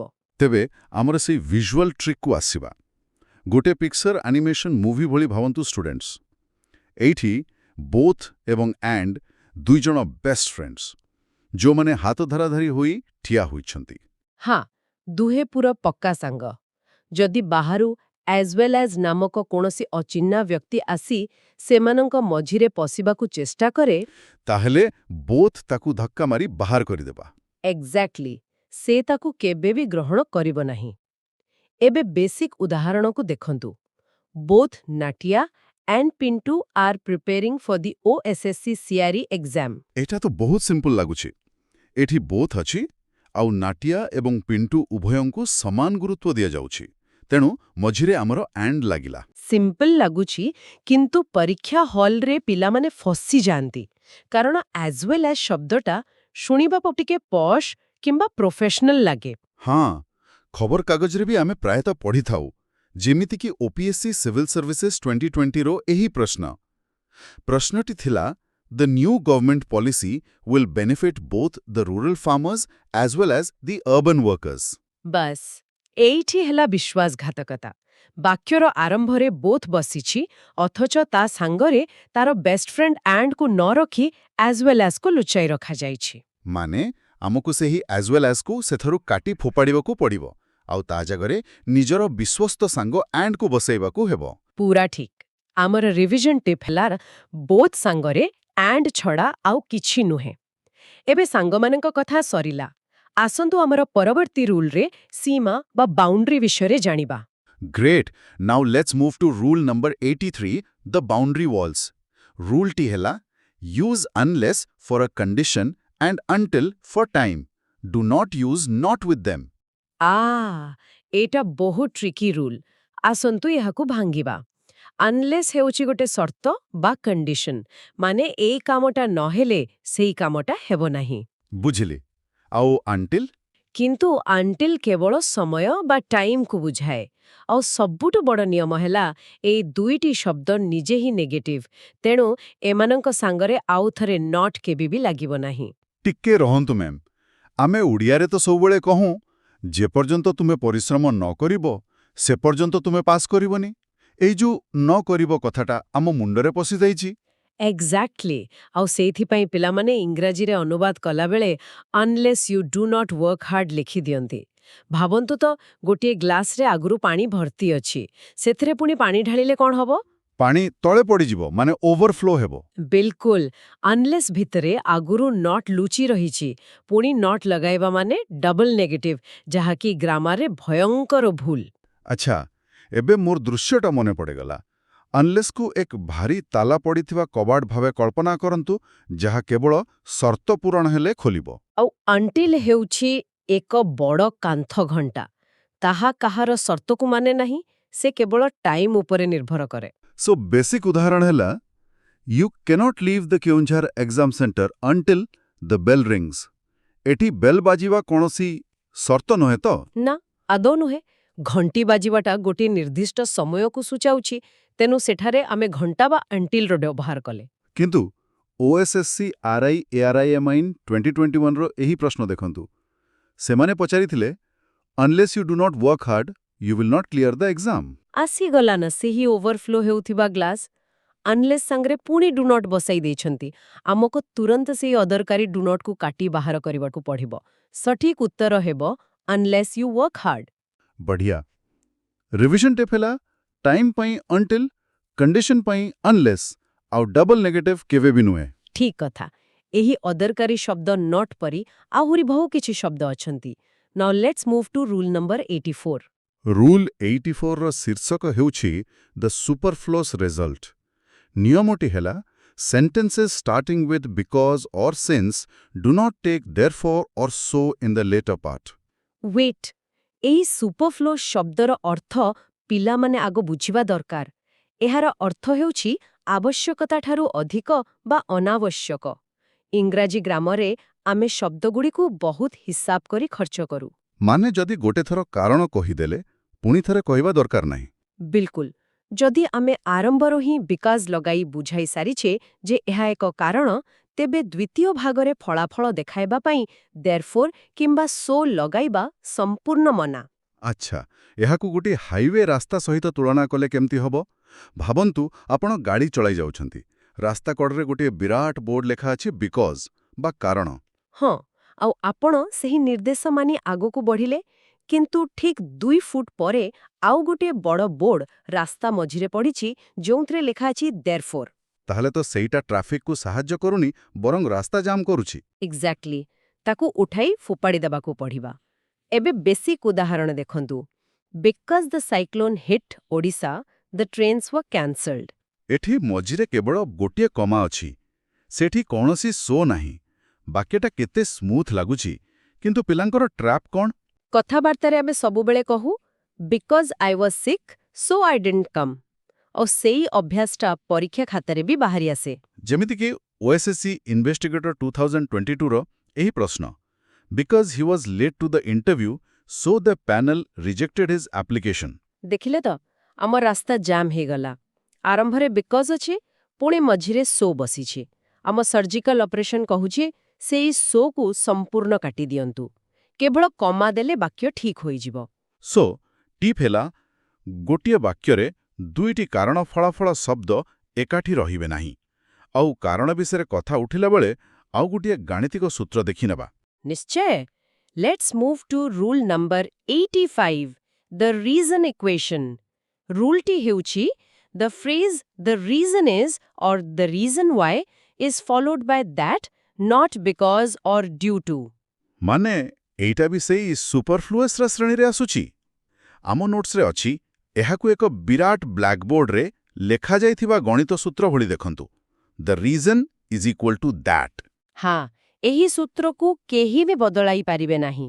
ଯଦି ବାକ୍ୟରେ ଦ ରିଜନ୍ ବ୍ୟବହାର ହୋଇଛି, ତେବେ ତାହା କେବଳ ଦ୍ୟାଟ୍ ସହିତ ହିଁ ଯୋଡ଼ି ହେବ। କିନ୍ତୁ ମୁଁ ନିଜେ ଶୁଣିଛି ଲୋକମାନେ କହନ୍ତି the reason I failed is because. ଶୁଣିବାକୁ ତ ବହୁତ ନ୍ୟାଚୁରାଲ ଲାଗେ। ସେଇଟା ହିଁ ତ ଏକ୍ଜାମିନରଙ୍କର ବଡ଼ ଫ୍ୟାଶ୍। ସ୍ପୋକେନ୍ ଇଂଲିଶ ଆଉ ଗ୍ରାମାର ଭିତରେ ବହୁତ ଫରକ। ବେସିକ୍ ଉଦାହରଣଟି ଦେଖନ୍ତୁ। The reason I failed the mock test is that I didn't revise. ଏଠି ଦ ରିଜନ୍ ଆରମ୍ଭରେ ଅଛି ଆଉ ଦ୍ୱିତୀୟ ଭାଗରେ ଦ୍ୟାଟ୍ ବସିଛି। ପୁରା ଇକ୍ୱେସନ୍ ମ୍ୟାଚ୍ କରୁଛି। ଏବେ OSSC CPSC 2018ର ପ୍ରଶ୍ନର ଅପରେସନ୍ କରିବା। ପ୍ରଶ୍ନଟି ଥିଲା, the reason he was absent from the panchayat meeting was due to his illness. ଆରେ ପଢ଼ିଲା ବେଳେ ତ କାନକୁ ଖୁବ୍ ସୁରୁଖୁରୁରେ ପଶିଯାଉଛି, କିନ୍ତୁ ଆମ ଗଣିତ ସୂତ୍ର ଅନୁସାରେ ଦ ରିଜନ୍ ସାଙ୍ଗରେ ଡ୍ୟୁ ଟୁ କେବେ ବି ବସିବ ନାହିଁ। ବିଲକୁଲ। ଆମକୁ ସେଇ ଡ୍ୟୁ ଟୁ ହିଜ୍ ଇଲନେସ୍କୁ କାଢ଼ି ଦ୍ୟାଟ୍ ହି ୱାଜ୍ ଇଲ୍ କରିବାକୁ ପଡ଼ିବ। ତେବେ ଯାଇ ଆମର the reason is equal to that ସୂତ୍ରଟି ସଫଳ ହେବ। ଏହି ଛୋଟ ଛୋଟ ଟ୍ରିକ୍ସଗୁଡ଼ିକ ସତରେ ବହୁତ ହେଲ୍ପଫୁଲ୍। କାରଣ ଜାଣିବା ପରେ ଯଦି କିଛି ସନ୍ଦେହ ରହୁଛି, ତେବେ ଆମେ ରୁଲ୍ ନମ୍ବର 86କୁ ଯିବା, ଦ ଡାଉଟଫୁଲ୍ ସ୍କେଲ୍। ଏହି ରୁଲ୍ଟି ହେଉଛି ଗୋଟେ ମଜାଦାର ଖେଳ। ନିୟମଟି କହୁଛି, if the sentence is positive, doubt takes if or whether. If negative or interrogative, it takes that. Wait ma'am, ଏଇଠି ଟିକେ ଗୋଳମାଳିଆ ଲାଗୁଛି। ଆସନ୍ତୁ ଏହାକୁ ଭାଙ୍ଗିବା। ଆଚ୍ଛା, ସହଜ କରି କହୁଛି। ପଜିଟିଭ୍ ବା ଅସ୍ତିବାଚକ ବାକ୍ୟ ମାନେ କ'ଣ? ଯେଉଁଠି ଆପଣ କହୁଛନ୍ତି, ମୋର ସନ୍ଦେହ ଅଛି, ମାନେ ଆପଣଙ୍କ ମନରେ ଏକ ଅନିଶ୍ଚିତତା ଅଛି। ଆଉ ନେଗେଟିଭ୍ ମାନେ? ଯେତେବେଳେ ମୁଁ କହୁଛି ଆଇ ହ୍ୟାଭ୍ ନୋ ଡାଉଟ୍, ମାନେ ମୋର କୌଣସି ସନ୍ଦେହ ହିଁ ନାହିଁ। ଏକ୍ଜାକ୍ଟଲି। ଏବେ ଦୃଶ୍ୟଟି କଳ୍ପନା କରନ୍ତୁ। ଆମ ପାଖରେ ଦୁଇଟି ତରାଜୁ ବା ତୋଡ଼ା ଯନ୍ତ୍ର ଅଛି। ପଜିଟିଭ୍ଟି ବାକ୍ୟରେ ଯେହେତୁ ସନ୍ଦେହ ଅଛି, ତରାଜୁଟି ଦୋହଲୁଥାଏ, ସ୍ଥିର ନୁହେଁ। ତେଣୁ ସେହି ଦୋହଲୁଥିବା ତରାଜୁରେ ଆମେ ଦୁଇଟି ବିକଳ୍ପ ଇଫ୍ କିମ୍ବା ୱେଦର ବସାଇବା। ଠିକ୍। କିନ୍ତୁ ନେଗେଟିଭ୍ ବାକ୍ୟରେ ଯେହେତୁ କୌଣସି ସନ୍ଦେହ ହିଁ ନାହିଁ, ଆମର ତରାଜୁଟି ପୁରା ସିମେଣ୍ଟରେ ଫିକ୍ସ ହୋଇଯାଇଛି, ଆଉ ହଲିବନି। ତେଣୁ ସେଠି ଦୃଢ଼ତାର ସହ ଆମେ କେବଳ ଦ୍ୟାଟ୍ ବସାଇବା। କିନ୍ତୁ ପରୀକ୍ଷା ହଲ୍ରେ ପିଲାମାନେ କ'ଣ କରନ୍ତି ନା, ବାକ୍ୟଟି ପଜିଟିଭ୍ ଅଛି କି ନେଗେଟିଭ୍ ତାହା ନ ଦେଖି ଖାଲି ଡାଉଟ୍ ଶବ୍ଦଟି ଦେଖିଦେଲେ ଆଖି ବୁଜି ସବୁଠି ଦ୍ୟାଟ୍ ଲଗାଇ ଦିଅନ୍ତି। ହଁ, ସେଇଟା ହିଁ ସବୁଠୁ ବଡ଼ ଟ୍ରାପ୍। OPSC ASO 2019ରେ ଠିକ୍ ଏମିତି ଏକ ପ୍ରଶ୍ନ ଆସିଥିଲା। ପ୍ରଶ୍ନଟି ଶୁଣନ୍ତୁ। The villagers are doubtful that the new bridge will survive the monsoon. ଏହି ବାକ୍ୟରେ ତ କୌଣସି ନୋ ବା ନଟ୍ ନାହିଁ। ମାନେ ଗାଁ ଲୋକଙ୍କର ସତରେ ସନ୍ଦେହ ଅଛି ଯେ ବ୍ରିଜ୍ଟି ତିଷ୍ଠିବ କି ନାହିଁ। ତରାଜୁଟି ଏଠି ଦୋହଲୁଛି। ବିଲକୁଲ ଦୋହଲୁଛି। ତେଣୁ ଏହା ଏକ ପଜିଟିଭ୍ ବାକ୍ୟ। ଆମେ ଏଠାରେ ସିମେଣ୍ଟରେ ଫିକ୍ସ ହୋଇଥିବା ଦ୍ୟାଟ୍ ଲଗାଇ ପାରିବା ନାହିଁ। ଆମକୁ ଦ୍ୟାଟ୍ କାଟି ସେଠାରେ ୱେଦର କିମ୍ବା ଇଫ୍ ଲଗାଇବାକୁ ପଡ଼ିବ। ବୁଝିଗଲି। ଯେମିତିକି the villagers are doubtful whether the new bridge. ଏବେ ବାକ୍ୟଟି ପୁରା ଠିକ୍ ହେଲା। ସନ୍ଦେହ ଦୂର ହେଲା। ଏବେ ଆସନ୍ତୁ ଦୁଇଟି ପୋଲ୍ ବା ବ୍ରିଜ୍ ତିଆରି କରିବା। Now let's move to rule number 87, the twin bridges. ରୁଲ୍ଟି ହେଲା, between is paired with and, whereas from is paired with to। ଏହି ପ୍ରିପୋଜିସନ୍ ଯୋଡ଼ିକୁ ବୁଝିବା ପାଇଁ ଆମ ନୋଟ୍ସରେ ଦୁଇଟି ରଙ୍ଗର ପୋଲ୍ର ଚିତ୍ର ଅଛି। ବିଟୱିନ୍ ହେଉଛି ଗୋଟିଏ ନୀଳ ରଙ୍ଗର ପୋଲ୍, ଯାହା କେବଳ ଗୋଟିଏ ନୀଳ ରଙ୍ଗର ଡେଷ୍ଟିନେସନ୍ ଆଣ୍ଡ ସହ ହିଁ ଯୋଡ଼ି ହେବ। ଆଉ ଫ୍ରମ୍ ହେଉଛି ଏକ ନାଲି ରଙ୍ଗର ପୋଲ୍, ଯାହା କେବଳ ତାରି ସାଥୀ ନାଲି ଡେଷ୍ଟିନେସନ୍ ଟୁ ସହ ଯୋଡ଼ି ହେବ। ରଙ୍ଗ ମିଶାଇବା ସମ୍ପୂର୍ଣ୍ଣ ମନା। କିନ୍ତୁ ମ୍ୟାମ୍, ଆମେ ତ ଦୈନନ୍ଦିନ ଜୀବନରେ ଦୋକାନ କିମ୍ବା ଲାଇବ୍ରେରୀ ବୋର୍ଡରେ ଲେଖାଥିବାର ଦେଖୁ, open between 10 AM to 5 PM। ଏହା ତ ଆମକୁ ଠିକ୍ ଲାଗେ। ସେଇଟା ହିଁ ତ ଆମକୁ ଧୋକା ଦିଏ। ସ୍ପୋକେନ୍ ଇଂଲିଶ ଆଉ ଲିଖିତ ଗ୍ରାମାର ଭିତରେ ଏହା ଏକ ବିରାଟ ଫରକ। ବେସିକ୍ ଉଦାହରଣ ଦେଖନ୍ତୁ। The Keonjhar library is open between 10 AM and 5 PM। ଏଠି ନୀଳ ପୋଲ୍ ସାଙ୍ଗରେ ନୀଳ ଡେଷ୍ଟିନେସନ୍ ଲାଗିଲା। ଆଚ୍ଛା, ମାନେ OSSC ଜୁନିୟର କ୍ଲର୍କ 2018ର ଏହି ପ୍ରଶ୍ନଟିରେ ସିଧା ସିଧା ରଙ୍ଗ ମିଶା ଯାଇଥିଲା। ପ୍ରଶ୍ନ ଥିଲା the negotiations between the state government to the protesting teachers failed. ଦେଖିଲେ ତ ବିଟୱିନ୍ରୁ ଆରମ୍ଭ ହୋଇଛି ଅଥଚ ଯାଇ ଟୁରେ ଶେଷ ହୋଇଛି। ଆମକୁ ତୁରନ୍ତ ସେହି ଟୁକୁ ହଟାଇ ଆମ ନୀଳପୋଲର ସାଥୀ ଆଣ୍ଡକୁ ସେଠି ଲଗାଇବାକୁ ପଡ଼ିବ। ବହୁତ ଇଣ୍ଟରେଷ୍ଟିଂ। ପୋଲ୍ ତିଆରି ସରିଲା। ଏବେ ଆସନ୍ତୁ ଆମର ପରବର୍ତ୍ତୀ କନସେପ୍ଟକୁ ଯିବା, ଯେଉଁଠି ଆମେ ଦୁଇଟି ଆକ୍ସନ୍ ବା କାମକୁ ତୁଳନା କରିବା। Let's move to rule number 88, the action copier. ରୁଲ୍ଟି ହେଉଛି like is a preposition followed by a noun pronoun, as is a conjunction followed by a clause। Wait, ଏହି କ୍ଲଜ୍ ମାନେ କ'ଣ ଟିକେ ସହଜରେ ବୁଝାଇବେ କି? ହଁ, କ୍ଲଜ୍ ଅର୍ଥାତ୍ ଏକ ବାକ୍ୟାଂଶ ଯେଉଁଥିରେ ଗୋଟିଏ ସବଜେକ୍ଟ ଏବଂ ଗୋଟିଏ ଭର୍ବ ନିଶ୍ଚିତ ଥିବ, ମାନେ ଗୋଟିଏ ପୁରା କାମ ବା ଆକ୍ସନ୍ ହେଉଥିବ। ବୁଝିଲି। ଏବେ ଭିଜୁଆଲକୁ ଆସନ୍ତୁ। ପିଲାମାନେ ଲାଇକ୍ ହେଉଛି ଗୋଟିଏ ଛୋଟ ଆଇନା ମିରର, ଯାହା କେବଳ ଗୋଟିଏ ସ୍ଥିର ବସ୍ତୁ ବା ବ୍ୟକ୍ତିକୁ ଦେଖାଏ। ଯେମିତିକି ୟୁ ଲୁକ୍ ଲାଇକ୍ ଅ ଟାଇଗର, ଖାଲି ଗୋଟିଏ ଟାଇଗର, କିଛି ଆକ୍ସନ୍ ନାହିଁ। କିନ୍ତୁ ଆଜ୍ ହେଉଛି ଏକ ବଡ଼ ଭିଡିଓ କ୍ୟାମେରା, ଯାହା ଏକ ପୁରା ଆକ୍ସନ୍ ବା କାମକୁ ରେକର୍ଡ କରେ। କିନ୍ତୁ ଆମ ସୋସିଆଲ ମିଡିଆରେ ତ ସମସ୍ତେ କହୁଛନ୍ତି do like I did. Social media grammar ପାଇଁ ବହୁତ ଖରାପ ଜାଗା। ଆଇ ଡିଡ୍ ହେଉଛି ଗୋଟିଏ ପୁରା ଆକ୍ସନ୍, ତେଣୁ ସେଠି ଆଇନା ନୁହେଁ, ଭିଡିଓ କ୍ୟାମେରା।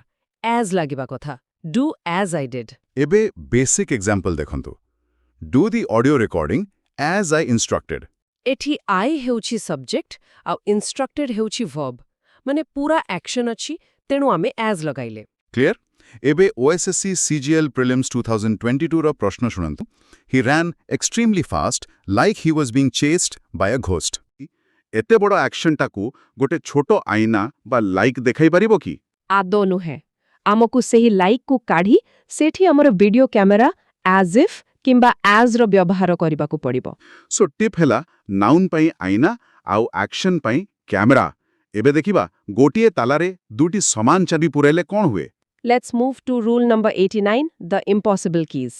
ନିୟମ ହେଉଛି supposing and if mean the same thing, do not use them together. ପିଲାମାନେ ଦେଖନ୍ତୁ, ସପୋଜିଂ ଏବଂ ଇଫ୍ ଦୁଇଟି ଯାକର ଅର୍ଥ ସମ୍ପୂର୍ଣ୍ଣ ସମାନ, ଯାହାର ଅର୍ଥ ହେଉଛି ଯଦି ଏମିତି ହୁଏ। ଯେହେତୁ ଉଭୟ ଗୋଟିଏ ସର୍ଟକୁ ବୁଝାନ୍ତି, ସେମାନଙ୍କୁ ଗୋଟିଏ ବାକ୍ୟରେ ଏକାଠି ବ୍ୟବହାର କରିବା ହେଉଛି ସେହି ସୁପରଫ୍ଲୁଅସ୍ ବା ଅନାବଶ୍ୟକ ତ୍ରୁଟି। ଭାବନ୍ତୁ, ଆପଣଙ୍କ ପାଖରେ ଗୋଟିଏ ଜାମ୍ ହୋଇଥିବା ତାଲା ଅଛି, ଆଉ ଆପଣଙ୍କ ହାତରେ ଦୁଇଟି ଏକାଭଳି ଦିଶୁଥିବା ଚାବି ଅଛି, ଗୋଟିଏ ସପୋଜିଂ ଆଉ ଅନ୍ୟଟି ଇଫ୍। ଯଦି ଆପଣ ଦୁଇଟି ଜ୍ୟାକ ଚାବିକୁ ଏକା ସାଙ୍ଗରେ ଗୋଟିଏ ତାଲାରେ ଭର୍ତ୍ତି କରିବାକୁ ଚେଷ୍ଟା କରିବେ ନା, ତାଲା ଖୋଲିବା ବଦଳରେ ପୁରା ଖରାପ ହୋଇଯିବ। ହଁ, ବେସିକ୍ ଉଦାହରଣଟି ହେଲା supposing the EV bike battery dies, what will we do? ଏଠି ଦେଖନ୍ତୁ, କେବଳ ଗୋଟିଏ ଚାବି ସପୋଜିଂର ବ୍ୟବହାର କରାଯାଇଛି। ବାକ୍ୟ ପୁରା ସୁନ୍ଦର ଭାବେ ଖୋଲିଗଲା, କିନ୍ତୁ ପରୀକ୍ଷାରେ ପିଲାମାନେ ବାକ୍ୟର ଅର୍ଥ ବୁଝିଯାଆନ୍ତି, କିନ୍ତୁ ଏହି ଡବଲ କଣ୍ଡିସନାଲ ଟ୍ରାପ୍କୁ ଧରିପାରନ୍ତି ନାହିଁ। ଯେମିତି OSSC କମ୍ବାଇନ୍ଡ ଏକ୍ଜାମ୍ 2021ର ପ୍ରଶ୍ନ, supposing if he does not agree to the terms, what will be a next plan? ଏଠି ସେହି ଖରାପ ତାଲା ପଡ଼ିଯାଇଛି। ଆମକୁ ସେଠାରୁ ଗୋଟିଏ ଚାବି ବାହାର କରିବାକୁ ହିଁ ପଡ଼ିବ। ଆପଣ କେବଳ ଇଫ୍ ହି ଡଜ୍ ନଟ୍ ଅଗ୍ରି ବା ସପୋଜିଂ ହି ଡଜ୍ ନଟ୍ ଅଗ୍ରି ଲେଖିଲେ ବାକ୍ୟଟି ଠିକ୍ ହୋଇଯିବ। ବୁଝିଲି। ରିଭିଜନ ଟିପ୍ ହେଲା ଗୋଟିଏ ତାଲା, ଗୋଟିଏ ଚାବି। ଏବେ ଆମେ ଶେଷ ରୁଲରେ ପହଞ୍ଚିଗଲେଣି। Now let's move to rule number 90, the indecisive choice. ନିୟମଟି ହେଉଛି whether is used to express a doubt or choice between two possibilities and it is paired with or। ଏହାର ଅର୍ଥ ହେଲା ଯେତେବେଳେ ଆମେ କୌଣସି ଦୁଇଟି ବିକଳ୍ପ ମଧ୍ୟରୁ ବାଛିବା ପାଇଁ ଦ୍ୱନ୍ଦ୍ୱରେ ଥାଉ, ଏଇଟା ନା ସେଇଟା, ସେଠାରେ ୱେଦର ଆସିବ ଆଉ ତା ସାଙ୍ଗରେ ସବୁବେଳେ ଓର୍ ବସିବ। ହଁ, ସେଠାରେ ଦ୍ୟାଟ୍ର କୌଣସି ସ୍ଥାନ ନାହିଁ। ଭିଜୁଆଲଟି ଭାବନ୍ତୁ ଏକ ଛକ ରାସ୍ତା ବା କ୍ରସ୍ ରୋଡ୍ସ। ଆପଣ ସେଇ ଛକରେ ଠିଆ ହୋଇଛନ୍ତି। ଏକ ସାଇନ୍ ବୋର୍ଡ ୱେଦର ଦୁଇଟି ଅଲଗା ରାସ୍ତା ଆଡ଼କୁ ଇସାରା କରୁଛି ଏବଂ ସେଇ ଦୁଇ ବିକଳ୍ପକୁ ଓର୍ ଯୋଡୁଛି। ସେହି ରାସ୍ତାରେ ଦ୍ୟାଟ୍ ନାମକ କୌଣସି ଗଳି କିମ୍ବା ବାଟ ହିଁ ନାହିଁ। ବେସିକ୍ ଏକ୍ଜାମ୍ପଲ୍ ଦେଖନ୍ତୁ, I haven't decided whether to join MK publications or not. ଏଠି ୱେଦର ଆଉ ଅର୍ ମିଶି ଆମକୁ ଦୁଇଟି ବିକଳ୍ପ ଦେଲେ, କିନ୍ତୁ ପରୀକ୍ଷାରେ ଯେତେବେଳେ ବାକ୍ୟ ବହୁତ ଲମ୍ବା ଥାଏ, ପ୍ରଥମେ ଦ୍ୟାଟ୍ ପଢ଼ିବା ବେଳେ ବାକ୍ୟ ସଠିକ୍ ଲାଗେ। OSSC CHSL 2023ର ପ୍ରଶ୍ନଟି ଦେଖନ୍ତୁ। The committee has not decided that the new syllabus will be implemented this year or next year. ଏହି ପ୍ରଶ୍ନରେ ବାକ୍ୟର ଶେଷ ଆଡ଼କୁ ଲୁଚି ହୋଇଛି this year or next year। Exactly. ଏହି or ହିଁ ହେଉଛି ଆମର ମୁଖ୍ୟ ସୁରାଗ। ଏହା ଦର୍ଶାଉଛି ଯେ କମିଟି ନିଷ୍ପତ୍ତିର ଦୁଇଟି ବିକଳ୍ପ ଅଛି। ତେଣୁ ଆମକୁ ତୁରନ୍ତ ସେହି ଦ୍ୟାଟ୍କୁ କାଟି ତା ସ୍ଥାନରେ ୱେଦର ଲଗାଇବାକୁ ପଡ଼ିବ। ଆରେ ବା, ଫାଇନାଲ ଟିପ୍ ହେଲା ବିକଳ୍ପ ଥିଲେ ୱେଦର ଆଉ ଅର୍।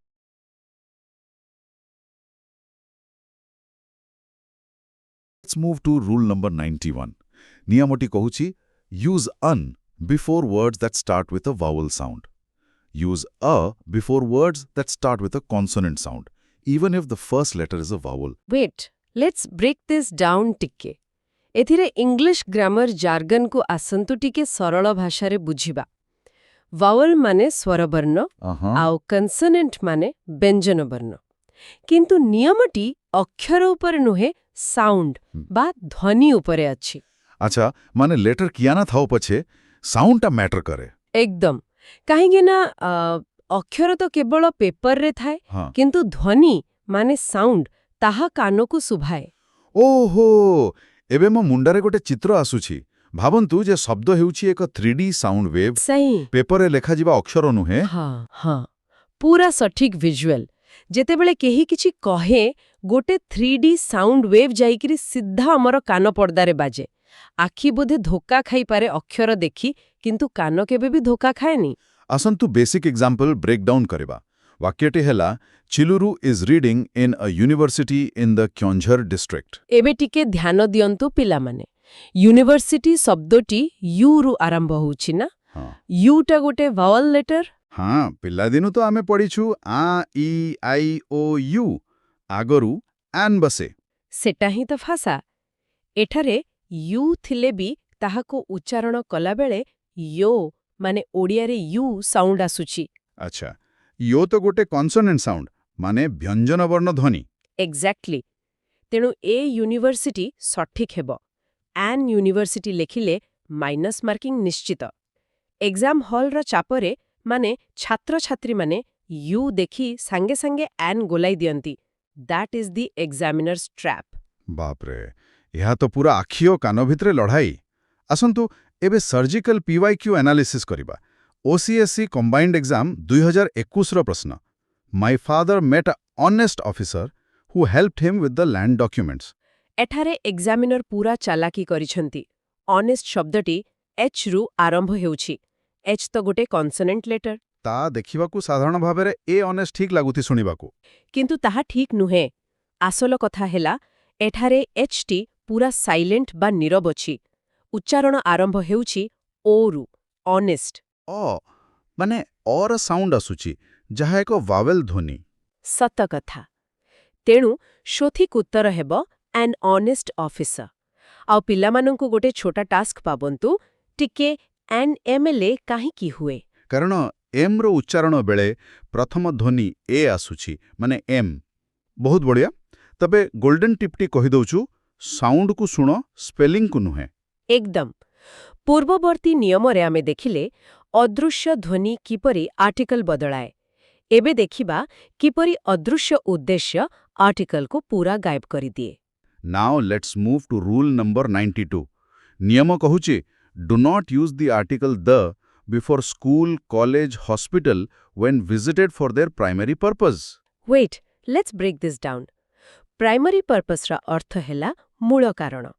ଗୋଟେ ଡାକ୍ତରଖାନା ବା ହସ୍ପିଟାଲଟି ତିଆରି ହୋଇଛି ରୋଗୀମାନଙ୍କର ଚିକିତ୍ସା ପାଇଁ।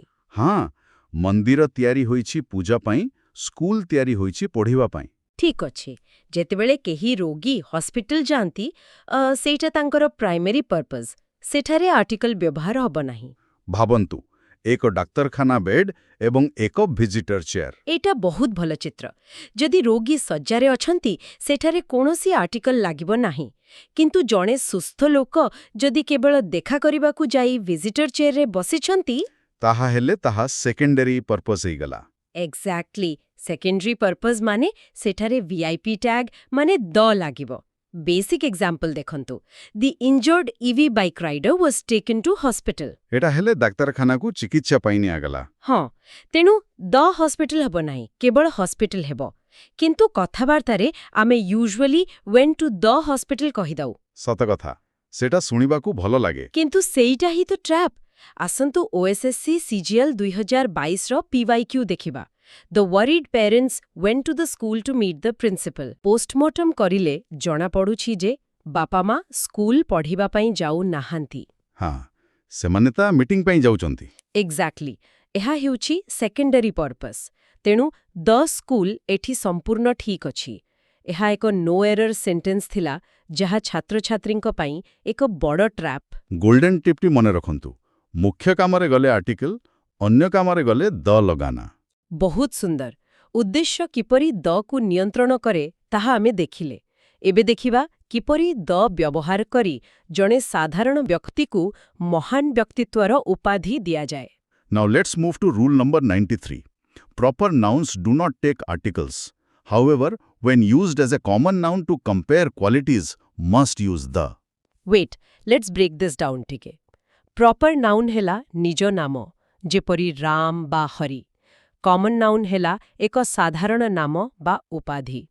ସାଧାରଣତଃ ନିଜ ନାମ ପୂର୍ବରୁ କେବେ ଆର୍ଟିକଲ ବସେ ନାହିଁ, ଠିକ୍? ଏକଦମ ଠିକ୍।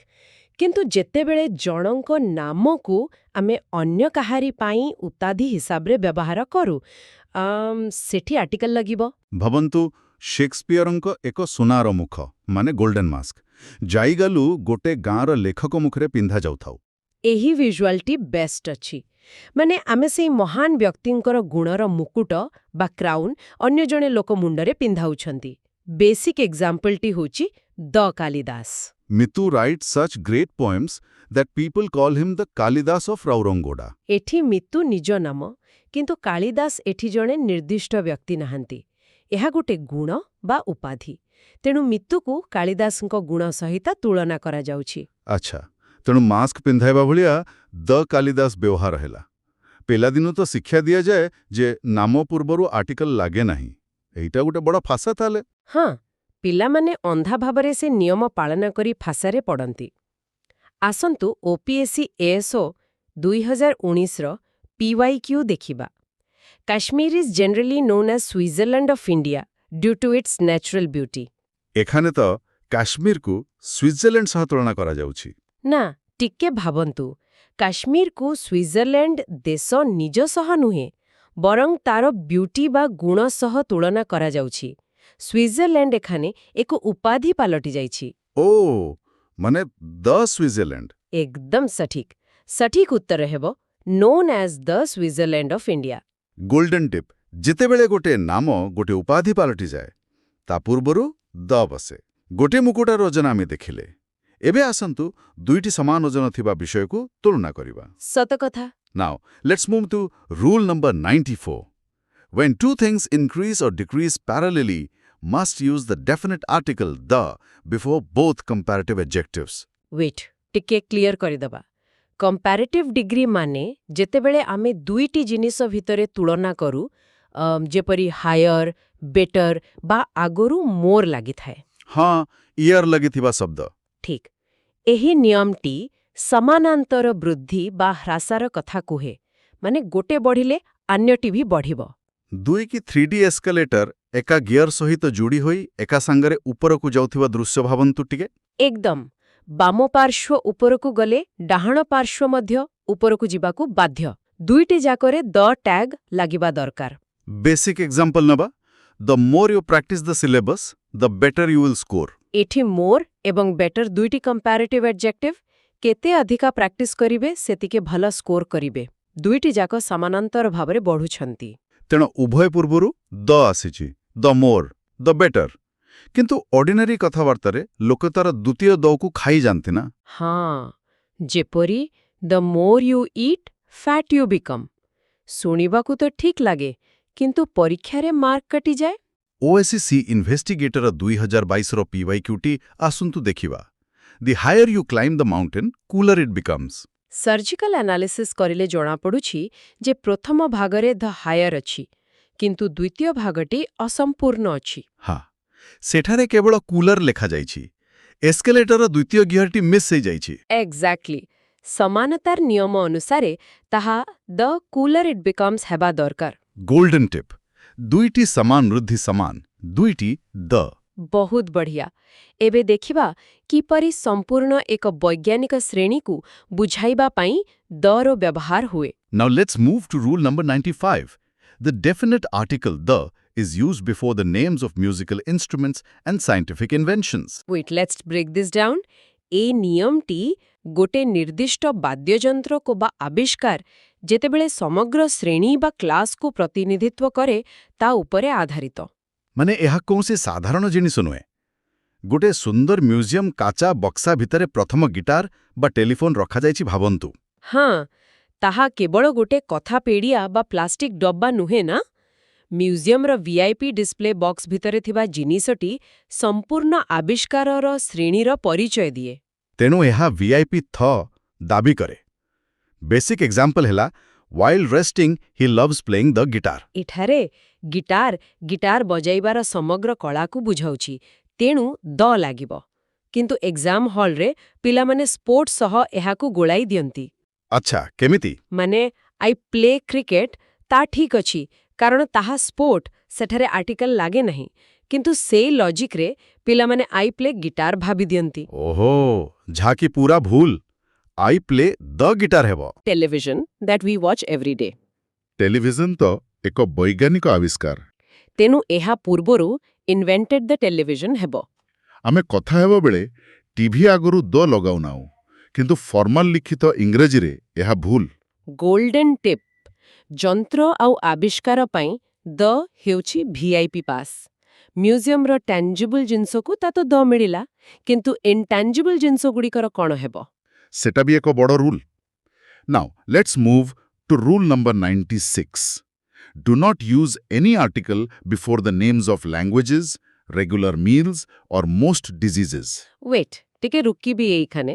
ଭାଷା, ଖାଦ୍ୟ ଯେପରି ବ୍ରେକଫାଷ୍ଟ ବା ଲଞ୍ଚ ଆଉ ରୋଗ, ଏହି ଜିନିଷଗୁଡ଼ିକର କୌଣସି ଫିଜିକାଲ ବାଉଣ୍ଡ୍ରି ନଥାଏ। ମାନେ ଓଡ଼ିଆ ଭାଷା ବା ମଲେରିଆକୁ ଆମେ ଛୁଇଁ ପାରିବା ନାହିଁ। ଏକଦମ ଠିକ୍। ଓଡ଼ିଆ, ଲଞ୍ଚ, ମଲେରିଆ ଭଳି ଶବ୍ଦଗୁଡ଼ିକୁ ଅଦୃଶ୍ୟ ଭୂତ ବା ଗୋଷ୍ଟ ୱାର୍ଡସ୍ ଭାବନ୍ତୁ। ଅଦୃଶ୍ୟ ଭୂତ। ଗୋଟିଏ ଅଦୃଶ୍ୟ ଭୂତ ବେକାରେ କାଣା ଆପଣା ତୀ ନାମକ ଏକ କଲର ପିନ୍ଧାଇ ପାରିବେ? କଦାପି ନୁହେଁ। ହଁ, ସେମାନେ ମୁକ୍ତ। ବେସିକ୍ ଏକ୍ଜାମ୍ପଲ୍ ଦେଖନ୍ତୁ। He is recording the audio overview for the YouTube channel in Odia. ଏଠି ଇନ୍ ଦ ଓଡ଼ିଆ ନୁହଁ, ଠିକ୍ ଅଛି? ହଁ, ଓଡ଼ିଆ ଏକ ଭାଷାର ନାମ। ପରୀକ୍ଷାର୍ଥୀମାନେ ଓଡ଼ିଆ ଭାଷାରେ କହିଲେ ଇଂରେଜୀରେ ଇନ୍ ଦ ଓଡ଼ିଆ କହିଦିଅନ୍ତି, କାରଣ ଏହା ପ୍ରଫେସନାଲ ଶୁଣାଯାଏ। ସେଟା ଗୋଟେ trap. OSSC RI 2021ର PYQ. I usually skip the breakfast when I have an early morning duty. Postmortem କରିଲେ ଜଣାପଡ଼େ ଯେ ବ୍ରେକଫାଷ୍ଟ ଏକ ସାଧାରଣ ମିଲ୍ର ନାମ। ଏହା କୌଣସି ନିର୍ଦ୍ଦିଷ୍ଟ ଖାଦ୍ୟ ନୁହେଁ। ତେଣୁ ଏହା ପୂର୍ବରୁ ଥିବା ତି କଲରକୁ କାଟିବାକୁ ପଡ଼ିବା। ଏକ୍ଜାକ୍ଟଲି। ସଠିକ୍ ହେବ ସ୍କିପ୍ ବ୍ରେକଫାଷ୍ଟ। Golden tip. ଭାଷା ଭୋଜନ ବିମାରୀ ଏକା ଆର୍ଟିକଲ ବିନା ଭାରି। କେଉଁଠି ଆର୍ଟିକଲ ବସିବ ନାହିଁ ତାହା ଆମେ ଜାଣିଲେ। ଏବେ ଜାଣିବା ଯେତେବେଳେ ଏହା ବସିବା ବାଧ୍ୟତାମୂଳକ, ବାକ୍ୟର କେଉଁ ସ୍ଥାନରେ ଏହା ଛିଡ଼ିଯାବା। ଏଇଟା ବହୁତ interesting rule. Now, let's move to rule number 97. The article the must be placed after all, both and double before whole and same. Wait, let's break this down. ଶବ୍ଦଗୁଡ଼ିକର ପଦାବଳୀ ବା ପୋଜିସନ୍ ହାୟରାର୍କିକୁ ଭଲ ଭାବରେ ବୁଝିବା। All ଓ both ହେଉଛନ୍ତି supreme VIP ନେତା, ଯାହାଙ୍କ ପଛରେ ବଡିଗାର୍ଡ ଦି ଚାଲେ। ହୋଲ୍ ଓ ସେମ୍ ହେଉଛନ୍ତି ଜୁନିୟର, ଯାହାଙ୍କ ଆଗରେ ଦି ଚାଲେ। ଚିତ୍ରଟି ପୁରା ସ୍ପଷ୍ଟ। ଜଣେ ବଡ଼ ମନ୍ତ୍ରୀ ଆଗରେ ଚାଲୁଛନ୍ତି, ତାଙ୍କର ବଡିଗାର୍ଡ ଡି ପଛରେ ଚାଲିବା। କିନ୍ତୁ ଜୁନିୟର ଅଫିସର ଆଗରେ ବଡିଗାର୍ଡ ଚାଲେ ରାସ୍ତା ସଫା କରିବାକୁ। Basic example. Both the brothers Chiluru and Pankaj are learning animation. ଏଠି ବୋଥ୍ର ଅଛି ବଡ଼ VIP ମନ୍ତ୍ରୀ, ତେଣୁ ବଡିଗାର୍ଡ ଦି ତା ପଛରେ ଆସିଛି।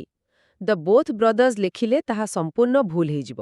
ଓଡ଼ିଆରେ ଅନୁବାଦ କଲେ ତା ଆମର ମୁଣ୍ଡ ପ୍ରଥମେ ସବୁଯାକ ଭାବି ଆଗରେ ଦି ବସାଇ ଦିଏ।